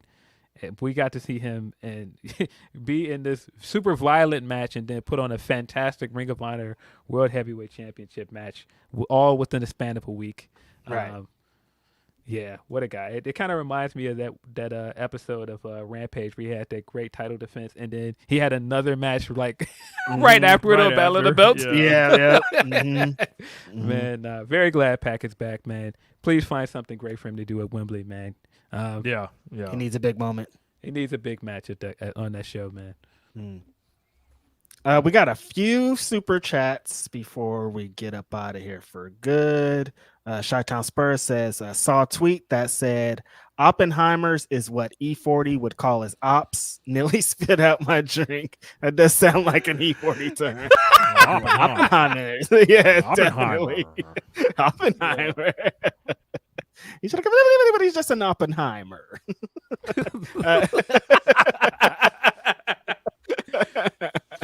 Van Twinblade says ASAP Rock better than Marshall Mathers. I'm gonna keep it a stat with you. I've never listened to Ace Rock, but I've always heard about him. Better than Marshall, I don't know. It's debatable. And Bargav Verjan says Theory will be facing the winner of Ray and Santos on SmackDown and not SummerSlam. Gives me hope for LA Knight, but I don't know. I can't trust this company. This LA Knight thing. Ooh. What do y'all think about this? I thought he was winning this match on SmackDown because I thought at the very least he was going to be one of the guys that was set to be in the number one contenders match for Theory. Psych. And then when he lost, I was like, wait, he lost? And then I was like, wait, he lost to Mysterio? Didn't a guy from Mysterio's stable win the other match? and then even more, Santos got a match with Theory that was a non-title match on the same episode. I was like, what are they doing? Yeah, what's going on here? What's happening here, man? What's going on here? So, Okay, so people are trying to convince themselves, I think, at this point, that LA Knight, just like they said about Cody, needs adversity, and losing just doesn't matter. It's fine. Isn't he a heel? I don't know, man. Yo, man, like Why does he need adversity? I don't know. look, all I'm seeing is another big show where this dude ain't involved. Like, people were telling us, like, yeah, this dude's over as hell. And Yeah. I've seen the reaction. I've seen the reactions. Like, however, why do all these big four shows keep happening and he's not on them? If we're investing in somebody, I'm probably going to put him on one of my big four shows, right? What do you don't mean? care about this guy like that. Like, in What do you mean? What do you mean, Rich? He was on Royal Rumble. Yeah, in the Rumble. Yeah. No, he wasn't. No, he wasn't. He wasn't. See? He was at a pitch black match at Royal Rumble. Right. That's right. When they did believe in him, they gave him a bullshit gimmick match. They turned the lights off during his match. We believe in you, bro. Don't worry about the lights being out. It's cool. It's fine. Look, WrestleMania, it's in L.A. and they were like, nah. Couldn't even get on L.A. Night. Couldn't get on in L.A. It's crazy. L.A. Like, yo, look. People are real sensitive about LA Knight right now. I'm just trying to tell y'all, lighten up. You know, like when people say, "Hey, man, he done jacked his whole style from The Rock and Austin." Yeah, he did. Like, say it, admit it. Like, don't say no because he wouldn't say no. Like, and, I do think it was a little hate going on, man. I think Kevin was hating on him a little bit. Oh, Big man. Nash definitely was it. He was hating on him a little bit. There was It some a little hate, some hate. cap in there. It was a little hate in Because there, his man. response was like, "I didn't know about your game." I ain't never really watched him on SmackDown. Yeah, I didn't even know what brand he was on. Like, yeah, exactly. It was a little hate. It sounds like when I go to find the Twitter trolls in the DMs, and I'm like, "What the fuck is up?" And they're like, "Oh, I didn't know." No, yeah, I ain't even know you had a podcast. You got a podcast? I never seen Grapsody before. Get out my I think people talking themselves into this LA Knight thing, and it's like, I just don't know where he ends up fitting. I think they believe it more than the higher us believe it, Rich. Like people want it, but I don't think that WWE wants it. Like, he's old. I'm sorry, you guys. But here's the thing, though. I do think that fans that want to see him get pushed are right in the sense that this feels like Rusev Day and all these other situations where a guy was organically getting over, and they were like, "Man, what do we do with this guy? I don't know. Take the U.S. title off of this guy that is clearly not working, and put it on LA Knight." Like, I don't understand. Like, this isn't that hard. You set up this number one contendership match after this guy didn't win the briefcase. And my entire argument about him not getting the briefcase is fine because, no, you have not done the work to make this guy feel like a world champion. So, yeah, he shouldn't win the briefcase. But to just beat this fucking guy for the U.S. title, why can't he do that? That doesn't make sense. Like, doesn't make sense. Yeah. The only thing that I could think of, maybe if that super chat is right and Santos is going to lose and maybe like the match for SummerSlam is going to be LA Knight versus Theory, but that's soon, man. SummerSlam's in 2 weeks from today. When they gonna set it up? Next week? I don't think it's happening, guys. You know? I was looking like it. I was really surprised that he lost his match last night, man. I was like, wait, what? For somebody they think that they're gonna strap the rocket to, they don't give this guy's. They don't even. That's what really gets me is he's over and WWE doesn't give him opportunities to be over. Like they don't put him on the shows to even get those cheers. That's where I'm like, I don't know if they believe in him. Because if they were like, yeah, this guy's over, they'd be given every opportunity they could to put him on TV. But every time you turn on the TV, he's somewhere else.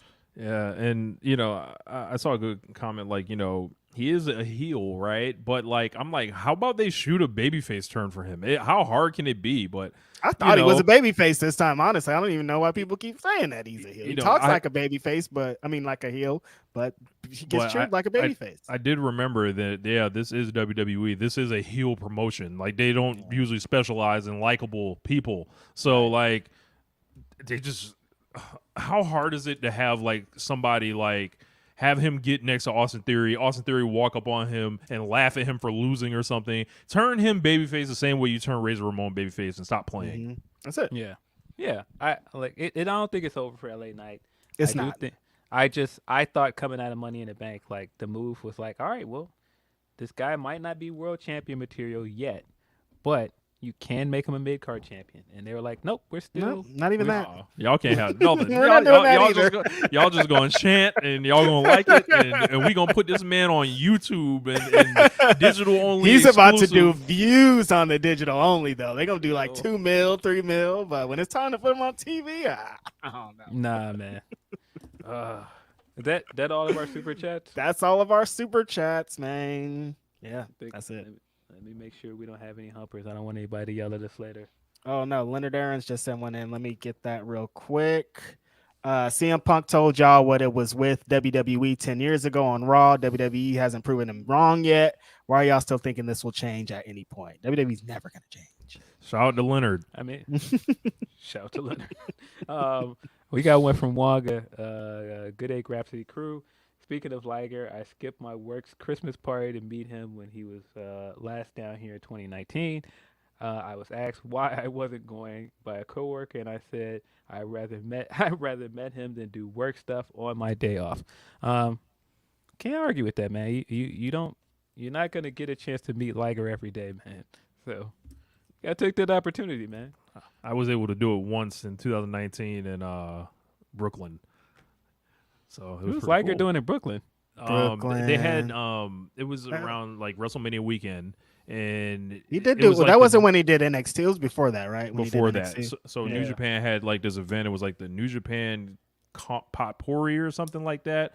Toru Yano had showed up, Naito, Tanahashi, and then like Liger was there with like a camera crew. So it may have been TV Asahi, and my boy Jeremy actually got to like talk to Liger like interviewed style, and I was like standing right next to over. So we're on Japanese television somewhere, and there's some footage that exists with myself and Liger, and he was like asking us who we were excited to see. It was funny because my boy Jeremy from Keeping Strong Style had started naming like, oh, Naito or Tanahashi. He was like, what about me? Like, and he was like, well, yeah, you too. It was pretty funny, but it was right before that Ring of Honor New Japan show. Oh, right. Oh, okay. Man, speaking of Toru Yano, I completely forgot. Listen, that match with Zack Sabre Jr. was one of the funniest things I've seen recently. Mm-hmm. I was down here watching it at like 4 a.m, dying laughing at it. If you don't know what I'm talking about, of course, Yano's thing is ripping the turnbuckles off. And so Zack Sabre figured out a way to fix him. He taped all of the turnbuckle stuff down so he couldn't rip them off. And so Yano like taped this man's legs together at the top of the ramp. And so you have this whole hope spot of him trying to get back to the ring with this tape on his legs. And he gets back in the ring. They have this little short match, and Yano's got him down. And so you know what he's going to do, right? He's running corner to corner trying to get these turnbuckles off. When he's realizing he can't get the turnbuckles off, he's like looking around and he's like yelling and going nuts. It is fucking hilarious, man. Oh, my God. It's so funny. Man, Yano is amazing, man. Mm-hmm. Love Toru Yano, man. But yeah, man, that is all we got. We have been here for almost 4 hours with you guys. We do not have any more super chats that I know. Nope. I don't see any more Humper chats. So, man, this has been a blast as usual, man. Thank you, Rich, for coming through, man. Appreciate you, Thank Rich. y'all for some great insight, man. You really get it. Yeah, man, I appreciate coming on here. This is like long overdue. Always wanted to, do something with y'all, and I'll definitely bring James back, or you guys can come over on O&R on a Monday night or something like that, and we can figure it out. This is I think this is a really big show. I think people are gonna be talking about this one for a while. Definitely appreciate you, big dog. Sure. Where can we find you before we go? Yeah, man. You can find me at RichLatta32 on Twitter. Got the One Lifetime merch coming soon. I'll have all that going, and stream my music as well. You can just type in Rich Latta in your streaming services. Put out 2 albums this year: Dream Machine Act 1 and Act 2, and got something else going on coming up as well. So and follow my YouTube channel. Just type in Rich Latta, same thing. Beat breakdowns, stories, music, everything. So. Mm-hmm. Yeah, man. Definitely keep up with Rich Latta after this. Rich definitely got to come back for another episode. Say definitely got to get both of you guys on at some point, man. But no, all right. should be tired of looking at our three faces at this point, man. Honestly. We appreciate it, man. We appreciate all you guys, man. Appreciate the support as always. Appreciate you for listening to us, man. Shout out to the comment section, also holding it down. Always. Everybody sending in super chats, humper chats, liking, man. thumbs up. Just being excited about that. We appreciate you guys as always. We'll see you next week for another one. We are out, man. Appreciate you. Peace.